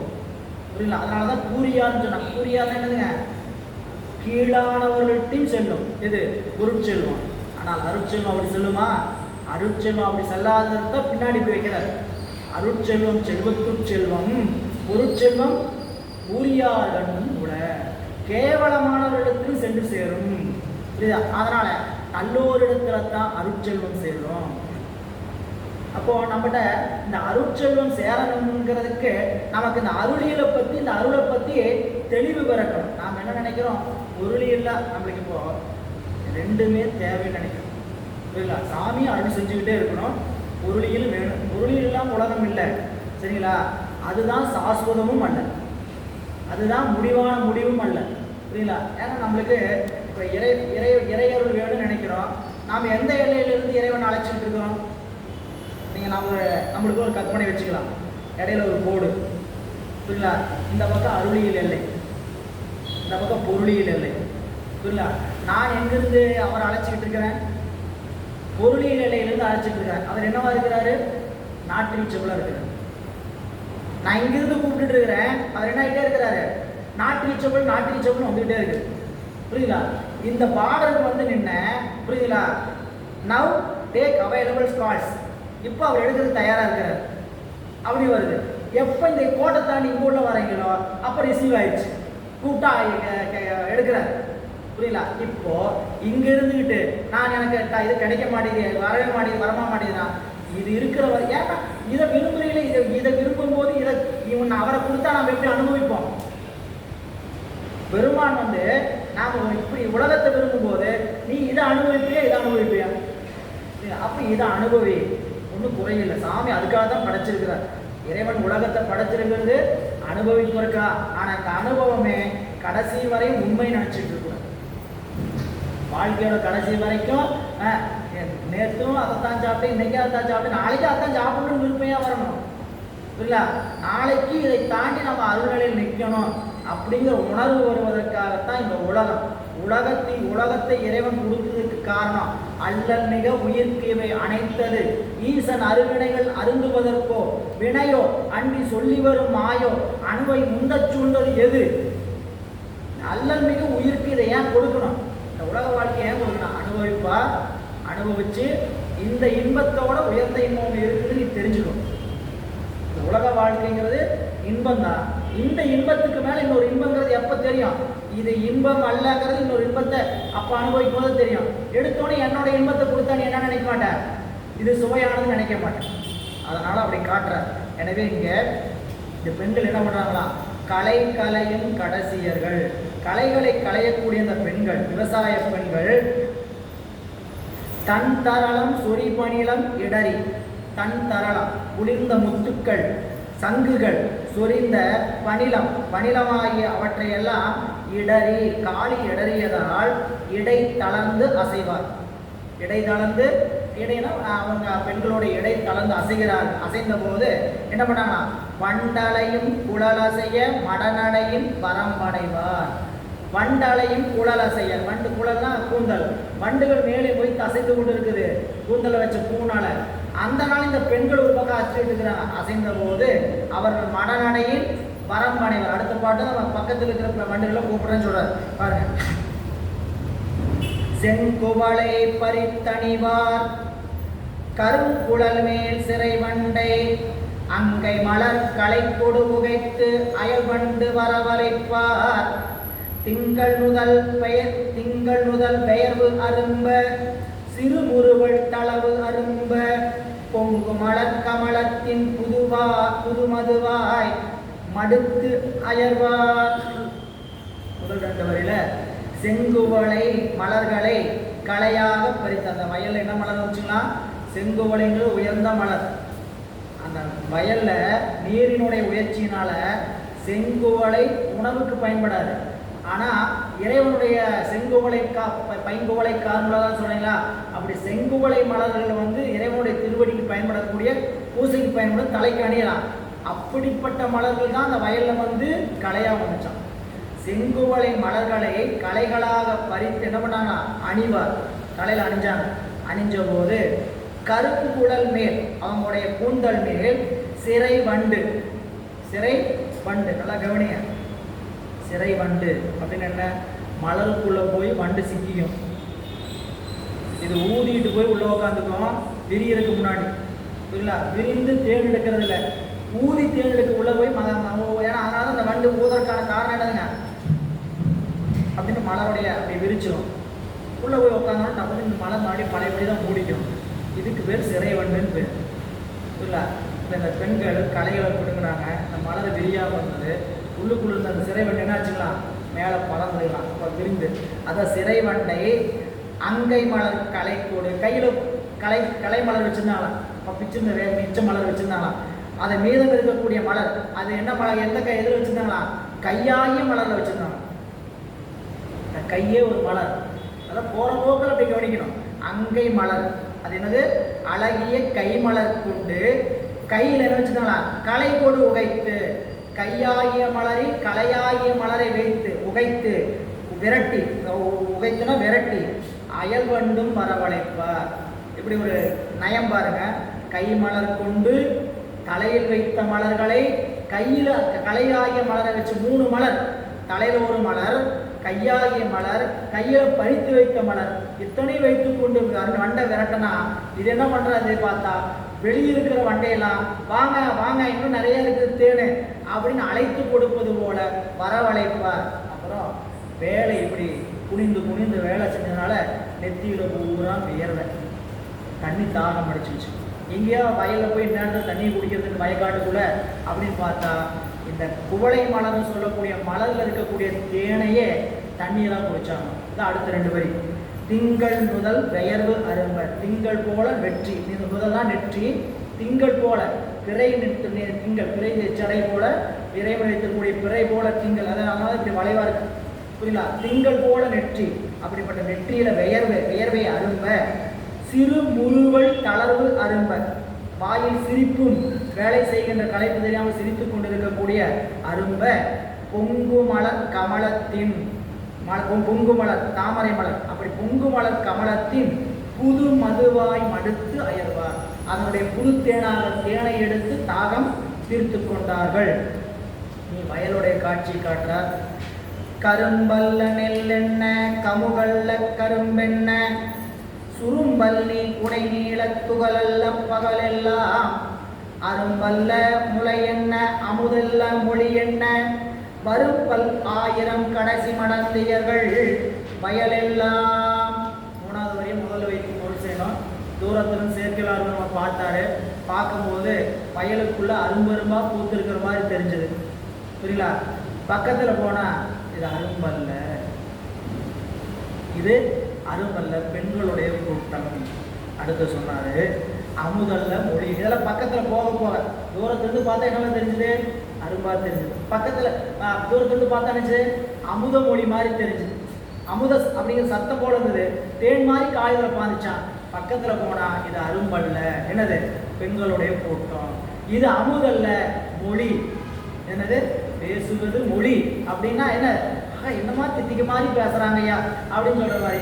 அமுதல்ல மொழி என்ன, மறுபடியும் முதல் வரைக்கும் வந்துருங்க. கரும்பல்ல கமுகண்ண, காடை பார்த்தா கரும்பு காடு மாதிரி தெரிஞ்சுது, பக்கத்தில் போனா பாக்கு காடு மாதிரி தெரியும். பாக்கு கருகருன்னு தோட்டமா நல்லா அடர்த்தியா வளரும், புரியுங்களா. கரும்பு அந்த அளவுக்கு வளர்ச்சி அடைஞ்சதுனால பக்கத்தில் போய் பார்த்தா தெரிஞ்சா, ஆனா கரும்பு தோட்டம் வந்து அது என்ன தோட்டம், பாக்கு தோட்டமாலாம் இருக்கு அப்படின்னு நம்ம ஊருக்காரங்க சொல்ற மாதிரி என்னதுங்க, கரும்பல்ல நெல்லெண்ணெய், கரும்பு மாதிரி தெரிஞ்சுது. பக்கத்தில் போனால் நெல் கரும்பளவுக்கு வளர்ந்துருக்கிறது வளர்ச்சி. அப்புறம் கரும்பல்ல கமுகல்ல கரும்பெண்ணெய், கமுகு பாக்கு மரம் எப்படி இருக்குங்களா, கரும்பு தோட்டம் போல விளைந்திருந்தான். பாக்கு இடைவெளி விட்டு வர்றது இல்லையா, அதனால கரும்பு தோட்டத்தை போல அந்த பாக்கு மரம் விளைந்திருந்தது. பக்கத்தில் போனால் கரும்புன்னு தோணிச்சான். அடுத்த வரை சொல்றார், சுரும்பள்ளி குடை நீள துகளல்ல பகலெல்லாம். இந்த ஊரை பார்த்தா, இந்த வயக்காட்டை பார்த்தா பகலில் தான் நான் வச்சிருக்கிறேன், ஆனால் எப்படி தெரியுது, இரவு போல தெரியுது. ஏன், கரும்பு, பெண்களுடைய கூந்தல், இது பாக்கு தோட்டம், இதெல்லாம் சேர்த்து இந்த வயலுக்கு எப்படி இருக்குங்களா, இருள் போல. அதான் சொல்றார், சுரும்பள்ளி குடை நீள துகள் அல்ல பகலெல்லாம். பகல் எப்படி இருக்குங்களா, இரவு போல காட்சி அளிச்சிருக்கிறார். 16வது பாடல். கயல் பாய் பைந்தடம் நந்தூன் கழிந்த பெருங்கருங்குழிசி, வியல்வாய் வெள்வளை தரள மலர்வேரி உலை பெய்து அங்கு, அயல் ஆமை அடுப்பு ஏற்றி அறக்காம்பல் நெருப்பு ஊதும், வயல் மாதர் சிறுமகளிர் விளையாட்டு வரம்பெல்லா. இந்த வயல் வேலை செய்யக்கூடிய பெண்களும் ஆண்களும் இருக்கிற அவங்களுடைய குழந்தைங்க என்னங்க பண்ணிட்டு இருக்கிறாங்க அப்படின்னா, இவங்க அப்பா அம்மா என்ன பண்ணுறாங்களோ அதுதான் பண்ணிட்டு இருக்காங்க. அவங்க வயலுக்குள்ள விவசாயம் பார்த்து அந்த வேலை செஞ்சுட்டு இருக்கிறாங்க. இங்கே விவசாயத்தின் வழியாக வரக்கூடிய சோறாக்குற வேலையை அவங்க செஞ்சுட்டு இருக்கோம். எப்படிப்பட்ட சோறாக்குறாங்க? வயலில் என்ன பொருள் கிடைச்சதோ அதையே அடுப்பா, அதையே தண்ணியா, அதையே விறகா, அதையே அரிசியாக வச்சு அவங்க ஒரு விளையாட்டு விளையாடுறாங்க. உலக வாழ்க்கையிலே பார்க்குற முடியும். அப்பா அம்மா சனி ஞாயிற்றுக்கிழமை வேலை இருக்குது, சனிக்கிழமை வேலை இருந்து பார்க்க முடியல, எங்கே கூட்டிகிட்டு போயிடுவாங்க? வேலைக்காடு கூட்டிகிட்டு போயிடுவாங்க, தறிப்பட்டறை கூட்டிகிட்டு போயிடுவாங்க, மேஸ்திரி வேலை அந்த வேலைக்கு கூட்டு போகிறதில்ல. பார்க்குற காலையில் விளையாண்டுறா அப்படின்னு கட்டணத்தில் கூட்டி விளையாண்டுருப்பாங்க. அவங்க வேலை செஞ்சுருவாங்க. இது என்ன விளையாடும்? அவர் அங்கே செங்கல் வச்சு வீடு கட்டுவார். இது இங்கே ஜல்லியாக போய் என்ன பண்ணிட்டு இருக்கான்? இது ஒரு வீடு கட்டிட்டு இவங்க ஒரு வீடு கட்டிட்டு இருக்காங்க. இந்த தறிப்பட்டைக்கு போகிற குழந்தைங்க தார் குச்சி அடிக்க விளையாண்டுருப்பாங்க. புரியுதா? தார் குச்சியை சேர்த்து வச்சு அது ஒரு வீடு கட்டுற மாதிரி. இந்த பெண்கள் இந்த குழந்தைங்க சிறுமகளிர் எப்படி விளையாடினாங்கன்னா, அங்கே கிடைத்த ஆமையினுடைய ஓட்டையெல்லாம் எடுத்து அடுப்பாக வச்சாங்க. புரியுங்களா? அரக்காமல் மலர்னு சொல்லக்கூடிய சிவப்பு மலர், அந்த மலர் எடுத்து விறகாக வச்சாங்களாம். புரியல? அங்கே கிடைக்கக்கூடிய தேனை எடுத்து தண்ணீராக பயன்படுத்துகிறாங்களா. அங்கே இருக்கக்கூடிய முத்துக்களை எடுத்து அரிசியை உண்மையான சமையல் இல்லை, ஆனால் சமையல் பண்ணுறது இப்படி தானே அந்த குழந்தைங்க விளையாட்டுருந்தாங்க. புரியல? அதான் சொல்கிற பாடலில், கயல் பாய் பை தடம் நந்தூன் கழிந்த பெரும் கரிப்புளிசி. கருப்புளிசின்னா கரிய பானை. எது பானை அப்படின்னு கேட்டிங்கன்னா, இந்த சிறுமியர் சோறு சமைக்கிற விளையாட்டில் நத்தையோடைய பானையாக பயன்படுத்துகிறாங்க. எது பானை? நத்தையின் ஓடு. மலர் தேனே நீர். இது நீர். மலர் தேனே நீர். முத்தே அரிசி. ஆமை ஓடே அடுப்பு. சிவந்த ஆம்பல் மலரே நெருப்பு. இந்த பாட்டில் சொல்லியிருக்கக்கூடிய செய்தி பாருங்க. கயல் பாய் பைன் தடம் நந்தூன் கழிந்த பெரும் கரும்புளிசி. கரும்புளிசிங்கிறது கரிய பானை. என்ன பானை? அந்த குழந்தைகள் பயன்படுத்தின பானை நத்தை ஓடே பானையாக பயன்படுத்தினாங்க. வெள்வளை தரள மலர்வேரி உழைப்பெய்து. வேரி மலர்வேரினா தேன். மலரினுடைய தேனையே உலையாக வைத்தார்கள், தண்ணீராக வச்சாங்க. அயலாமை அடுப்பேற்றி. ஆமை என்ன ஏற்றுறாங்க? அடுப்பாக வைத்து கொண்டார்கள். அறக்காமல் நெருப்பூத. அறக்காமல் மலர்னு சொல்லக்கூடிய மலர் நெருப்பாக பயன்படுத்துகிறாங்க. வயல் மாத சிறுமகளிர் விளையாட்டு வரம் வெல்லாம். எங்கே பார்த்தா குழந்தைகள் விளையாட்டும் நிறைந்திருந்தன. காடெல்லாம் களைக்கரும்பு. காயெல்லாம் குளைக்கு அரும்பு. மாடெல்லாம் கருங்குவளை. வயலெல்லாம் நெருங்குவளை. கோடெல்லாம் மட அன்னம். குளமெல்லாம் கடல் அன்ன. நாடெல்லாம் நீர் நாடு தனை கொவ்வா. நலம் எல்லாம். இந்த பாட்டில் தமிழ் இலக்கியத்தில் இருக்கக்கூடிய ஒரு வகை. இந்த பாட்டை யாரோ ஒருத்தர் படிங்க. நீங்கள் ஒருத்தர் படிச்சுக்காங்க.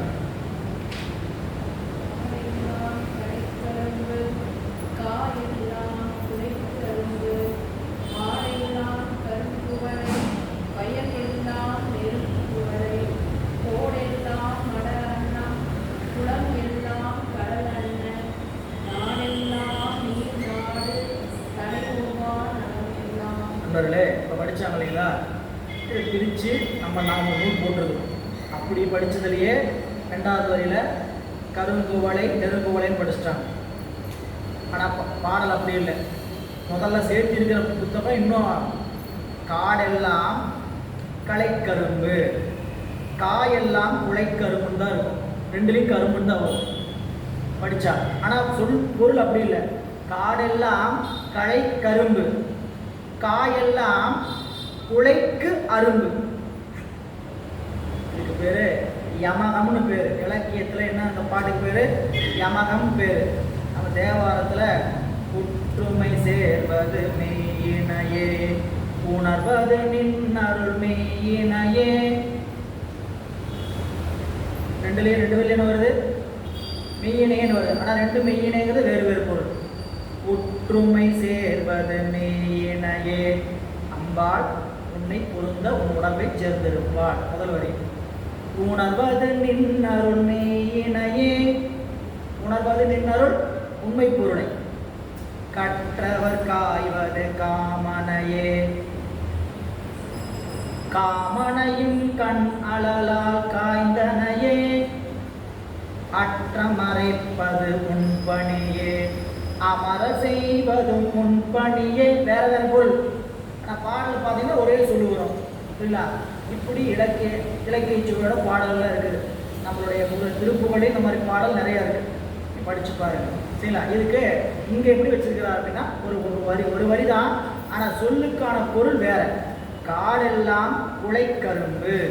எங்க காடுகளில் குலை குலையாக கரும்பு இருக்கிறது. காயெல்லாம் குலை கரும்பு. சோலை காணனுங்க. சோலையெல்லாம் நல்லா விளைந்திருக்கக்கூடிய அரும்பு மலர்கள் இருந்தன. ரெண்டாவது பாருங்க.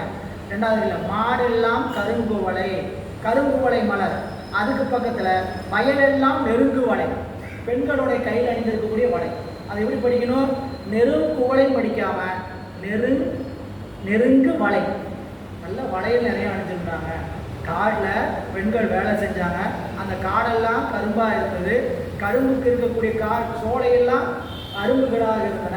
அப்புறம் கீழே அந்த மாடெல்லாம் கரும்பு குவளை மலர்கள் இருந்தன. பெண்களுடைய கைகள் எல்லாம் நெருங்கு வலை இருந்தன. அப்புறம் சொல்றார் கோடெல்லாம் மட அன்னம். கோடு பாவிக்கரை குளக்கரையில் என்னதுங்களா அன்னங்கள் சூழ்ந்திருந்தன. அதே தான் அடுத்து சொல்றார். அண்ணன் தான் சொல்றாரு. ஆனா என்ன படிக்கணும்? அண்ணன்னு படிக்கணும். என்ன அண்ணன்? குளம் எல்லாம் கடல் அண்ணன். குடல் எல்லாம் கடல் போல இருக்கு. அங்க அண்ணங்கிறது ஓம உருவு. போற போக்கில் தெரிஞ்சுங்க. கஷ்டமா இருந்தா வேற வழி இல்லை புரியுங்களா. அண்ணங்கிறது என்னதுங்க? உவம உருவு. 14 ஓம உருவு இருக்கு புரியுங்களா. போல அண்ணன் புரளை அப்படின்னு சொல்லக்கூடிய 14 வகையான ஓம உருவு இருக்கு. நம்ம எதுக்கு ஓம உருவு இருக்கு? ஒரு ஓமையை சொல்லி ஒரு ஓமையத்தை காட்டும் போது இடையில ஓம உருவு பொருத்துவாங்க புரியுங்களா. மதி போல முகம் புரியுங்களா. மதிமுகம் சொல்லியிருப்பாங்க. மதிமுகம் மட்டும்தான் சொல்லியிருப்பாங்க. அதுல என்ன மறைஞ்சிருக்குது? போலங்கிறது மறைஞ்சிருக்கு. நிலா போல முகம். ஆனால் என்ன பேர் என்னங்க? மதுமதி புரியல. அப்படி பேர் இருக்கும். மதிமுகம் அப்படின்னு என்னது? நிலா போல முகம் அதை போல அண்ணன். இதெல்லாம் நீங்கள் உள்ளுக்குள்ள இலக்கியம் படிக்கும்போது நூல் படிக்கும்போது கட்டாயம் தெரிஞ்சுக்க வேணும் சரிங்களா. இதை எல்லாத்தையும் சேக்கிழார் பெருமான் கொஞ்சமாவது சொல்லி கொடுத்துருவார். நீங்கள் இந்த புத்தகத்தை படிச்சீங்கன்னா இலக்கியம் படிச்சிருக்கீங்க. அதனால தான் ஏன் நம்ம முதல்ல சொல்லும் போதே புராணம் படித்து அறிமுகம் சொல்லும் போதே 6 நூல் படித்தோம்னா தமிழில் பண்டிதன் எந்த உறுதிப்பாட்டை சொன்னாங்க இல்லைங்களா. ஒன்று பெரிய புராணம், திருக்குறள், பரிமேலர் உரை, சிவஞான சித்தியார், திருவாசகம் இல்லைங்களா, தொல்காப்பியம். இந்த 6 நூலையும் படிச்சிங்கன்னா தமிழில் வித்தகர். ஏன் நாம் படித்து விரும்பி படித்தோம்னா இதில் இருக்கக்கூடிய விஷயத்தை அவங்க சொல்லி கொடுத்துருவாங்க. நம்ம செய்ய வேண்டிய ஒன்றே ஒன்று தான், விரும்பி படிக்கணும். நாள்தோறும் படிக்கணும். படிக்கிறதுக்கான நேரம் ஒதுக்க. புரியுதோ புரியல அதை பற்றிலாம் எந்த வகையான கவலைப்படாதீங்க. எடுத்து சேக்கிழார் பெருமான் திருவடிகள் போற்றி பெரிய புராணத்தை திறந்து படிங்க. மணிவாசக பெருமான் திருவடிகள் போற்றி திருவாசகம் எடுத்து படிங்க சரிங்களா. அவங்கள நினச்சி படிச்சிங்கன்னா இதில் உங்களுக்கு என்ன சொல்லி கொடுக்கணும்னு அவங்க எங்கே நினைக்கிறாங்களோ கண்டிப்பாக சொல்லி கொடுத்துருவாங்க. இதெல்லாம் நம்ம தமிழருடைய இலக்கியம், தமிழருடைய சொத்து. நல்லா புரிஞ்சுக்கங்க. அப்பா அம்மா விட்டு போன, தாத்தா பாட்டி விட்டுட்டு போன சொத்தை அனுபவிக்க மாட்டீங்களா இல்லை. எவ்வளோ பாதுகாப்போட வேலியெல்லாம் போட்டு அப்பப்போ போய் வாரம் இருக்கா மாதம் இருக்கா யாராவது மேய்ச்சிருக்கிறாங்களான்னு எல்லாம் பத்திரமா பார்த்துட்டு வரோமா இல்லையா. இந்த இலக்கியமெல்லாம் நம்மளுடைய தாத்தம் பாட்டம் கூட்டனுடைய சொத்து. நீங்கள் போய் இதை எப்படி இருக்குதா இல்லையான்னு அடிக்கடி பார்த்து பயன்படுத்தாம விட்டீங்கன்னா வேறவங்க மேய்ஞ்சிட்டு போயிடுவாங்க. வேறவங்களாம் மேயருக்கு தயாராக இருக்கிறாங்க. எங்களுது திருவாசகம் யாருது? எங்களுது. யார் எழுதுனாங்க? சொல்ல வேண்டாம். திருக்குறள் எங்களுக்கு உரிமை கொண்டாடுறாங்க. திருவாசகம் எங்களுக்கு உரிமை கொண்டாடுறாங்க. நீங்கள் யூடியூப்லேயும் இப்போ இணையதளத்தில் எவ்வளோ பார்க்குறோம். ஏன் உரிமை கொண்டாட வேண்டியது வந்துச்சு அப்படின்னா நமக்கு இதை பற்றி நாலேஜ் குறைஞ்சி போச்சு இல்லை. அவங்க இந்த இவ்வளோ உயர்ந்த இலக்கியத்தை தனதாக்கிக்கிறதுக்கு என்னென்ன வழி இருக்கோ அப்படித்தான் பார்ப்பாங்க.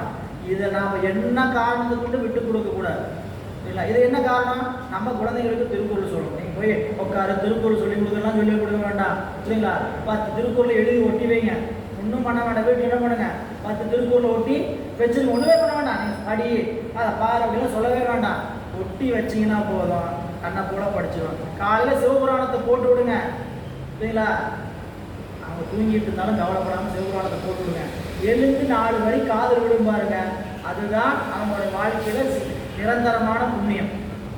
போற போக்கில் அப்படியே சிவபுரம் அப்படி பண்ணீங்கன்னா இந்த பாட்டை நான் மனப்பாடம் பண்ணவே இல்லைப்பா, இது எப்படி எனக்கு மனசுல பதிஞ்சிச்சுன்னே தெரியலன்னு சொல்லுவாங்க. நடந்த உண்மையை சொல்றேன். குழந்தைங்க வீட்டில் பலர காலத்தில் இப்படிலாம் போட்டு பழகிறோம்னா அவங்களுக்கு தன்னை போல எதுவும் என்னாங்க உள்ளுக்குள்ள இது சொல் அருளாளருடைய சொல். அருளாளருடைய சொல்லு அறிந்து போனாலும் அறியாமல் போனாலும் விளைவு என்னவா இருக்கும்? ஒன்றே ஒன்று தான் இருக்கு, நலம் தான் இருக்கும். இல்லைங்களா? என் பையன் நல்லா வளர மாட்டேங்கிறான், அவன் கெட்டதெல்லாம் பண்ணுறானா, ஏன் இப்படி நடந்தலையோ அதனால தான் நடந்தது. நாம் செய்ய வேண்டியது ஒன்றே ஒன்று, அவங்ககிட்ட போய் வற்புறுத்தாமல் இதெல்லாம் பின்விளைவாக செஞ்சீங்கன்னா தன்னை போல வரும். எனவே இங்கே கோடெல்லாம் மணமன்னம் குளமெல்லாம் கடல் அண்ணன் நாடெல்லாம் நீர் நாடு தனை ஓவா. நாடு சோழ நாட்டை போல நலமுடைய நாடு வேறு நாடே அல்ல அப்படின்னு காட்டுற. 18வது பாடல். ஆலை பாய்பவர் ஆர்ப்புறும் ஓலம் சோலைவாய் வண்டு இறைத்தெழும் சும்மையும் ஞாலம் மூங்கிய நான்மறை ஓசை ஓதையும் வேலை ஓசையின் மிக்கு விரவுமாள். இங்க ஆலை பாய்க்கிறது கரும்பாலையில் கரும்பாட்டும் போது வர்ற சத்தம் எதற்கு மாதிரி இருக்குன்னு கேட்டால் நான்மறைகளை சொல்லுகின்ற ஓசை போல உயர்ந்த சத்தமா இருக்கு. என்ன சொல்றது? ஆலை பாய்ப்பவர் கரும்பாலையை ஓட்டுகிறவர்கள் ஆர்ப்புறும் கோலம் சத்தம் போடுவாங்க. உழைப்பு களைப்பு தெரியாமல் இருக்கிறதுக்கு சத்தம் போட்டுக்கிட்டு வேலை செய்யறது உயர்ந்து நிற்கிறது. எது போல? கடல் சத்தம் போல. 2வது சோலைவாய் வண்டு இறைத்தெழும். புரிஞ்சுக்குங்க, அந்த அளவுக்கு வளம் இருந்ததுன்னு அர்த்தம். புரியலா? ஆளே இல்லாத கடையில் டீ ஆத்திட்டு இருக்கிறாங்க அப்படிங்கிற மாதிரி நல்லா விளைஞ்சது. ஆளை என்ன பண்ணாங்க? கரும்பாலைய நல்லா ஓட்டினாங்க. நிறைய ஓட்ட வேண்டியதுனால களை போறாங்களுக்கு சத்தம் போட்டாங்க. இல்லை, சோலையில் வண்டுகள் இறைத்ததுன்னா சோலை அவ்வளோ பூத்து இருந்தது. புரியுதா? வயல் அவ்வளோ பூத்து இருந்தது. சொல்லக்கூடிய விஷயம் அதுதான். கான்செப்ட் என்னன்னு கேட்டிங்கன்னா, வளங்கள் நிறைந்திருந்தன சோழ நாட்டில். எப்படி? ஆலை வாய்ப்பவர் ஆர்ப்புறும் ஓலம் சோலைவாய் வண்டு இறைத்தெழும் சும்மை ஞாலம் ஓங்கிய நான்மறை போதை. வேதம் பயில்வது அப்போ என்ன? நீதி ஒழுக்கம் இருந்தது. வேதங்கள் கற்றுக்கிட்டாங்கன்னா எல்லோரும் வளமாக இருந்தாங்க. அதனால் ஒழுக்கத்தை நீதி ஒழுக்கத்தை கற்றுக்கிட்டாங்க. வேலை ஓசை மிற்கு. வேலைன்னா கடல் ஓசையோடு உயர்ந்திருந்தது. அன்னம் மாடும் அவன்துறை பொய்கையில் துண்ணு மேதி படிய துதைந்தெழும் கண்ணி வாழை கமுகின் மேல் பாய்வன மண்ணு வான்மிசை வானவில் போலுமார். அடுத்த ஒரு இலக்கிய சுவை. ஏரி குளத்துல போய் எருமை எவ்வாறு உழுந்து குளத்தை குட்டையை குழப்பந்த எருமை மாதிரி குட்டையை குழப்பாத அப்படின்னு சொல்கிற மாதிரி இந்த எருமை என்ன பண்ணிச்சுக்கலாம்? போய் குளத்துல வேகமாக விழுந்தது. விழுந்தோன்னா அதுக்குள்ளே இருக்கக்கூடிய வாழை மீன்லாம் தெரிச்சு மேலே பறந்துதான். தெரிச்சு பறந்தது போய் எங்கே போச்சுக்கலாம்? கமுகு பாக்கு மரத்து மேலே வரைக்கும் போச்சான். இது வரிசையாக இப்படி போனதுனால சூரியனுடைய ஒளிப்பட்ட அந்த என்னாச்சுன்னா அந்த வாழை மீன் அந்த ஒளி பிரவாகத்தில் வானவில் போல தோணுச்சோம். எருமை போய் விழ வாழை துள்ளி எழ பாக்கினுடைய மரம் கருப்பாக இருக்கும். மேகத்தில் தோன்றுகின்ற வாழை அந்த வானவில் போல காட்சி. மீன் வளைஞ்சிருக்கும். வரிசையாக போறனால அந்த மீனினுடைய செதில் எப்படி இருக்குங்களா? வானவில் போல் காட்சி அளிக்கின்ற வளமுடைத்து அப்படின்னு காட்டுற. அன்னம் ஆடும் அகன்துறை பொய்கை. அன்னங்கள் விளையாடுகின்ற அருமையான பொய்கை துறையில் துண்ணுமேதி கூட்டமாக எருமைகள் படிய. துண்ணுன்னா கூட்டம், மேதினா எருமை. கூட்டமாக எருமைகள் விழ துதைந்து எழும் கன்னி வாழை இளவாழை மீன்கள் கமுகின் மேல் பாய. அந்த தோற்றம் மண்ணு வான்மிசை வானவில் போலுமாள். வானத்தில் தோன்றுகின்ற வானவில் போல் அழகாக இருந்தன. காவினில் பயிலும் களிவண்டினம் வாவியில் படிந்து உண்ணும் மலர்மது மேவி அத்தடம் மீது எழப்பாய்கையில் தாவி அப்பொழிலில் கனிசாடுமாள். இது திணை மயக்கம். என்னன்னு கேட்டீங்கன்னா, இங்கே இருக்கிறவங்க இன்னொரு பக்கம் போய் தொழில் செய்வாங்க, அங்கே இருக்கிறவங்க இங்கே வந்து தொழில் செய்து பயனடைவாங்க.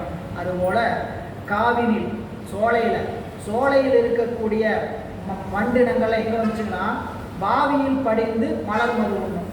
சோலையிலே மது கிடைக்கும். ஆனால் இது என்ன பண்ணிச்சிங்கன்னா குளத்தில் இருக்கக்கூடிய பூக்கள் இருக்கக்கூடிய மதுவை வந்து உண்டாதான். சரி, இதை இப்படி ஒன்றுச்சா நான் சும்மா இருப்பேனா அப்படின்னு என்ன பண்ணிச்சுக்கலாம், வாவி மேவி அத்தடம் மீது ஏழு பாய் கயல், இந்த கயல் மீன்கள் வாவியிலிருந்து பாய்ந்து அந்த பொழில் சோலையில் இருக்கக்கூடிய கனியை உண்டு இன்புறுமா. இப்போ மேலே போச்சு இல்லைங்களா, அப்படி போய் உண்டு இன்புறுமா அப்படின்னு காட்டுகிறார் என்ற சிந்தனையோடு இன்றைய சிந்தனை நிறைவு செய்கிறோம். திருச்சிற்றம்பலம். என்றும் இன்பம் பெருகும் இயல்பினால் ஒன்று காதலித்து உள்ளமும் ஓங்கிட மன்றுளார் அடியார் அவர் மாண்புகள் நின்றது என்றும் இன்பம் பெருகும்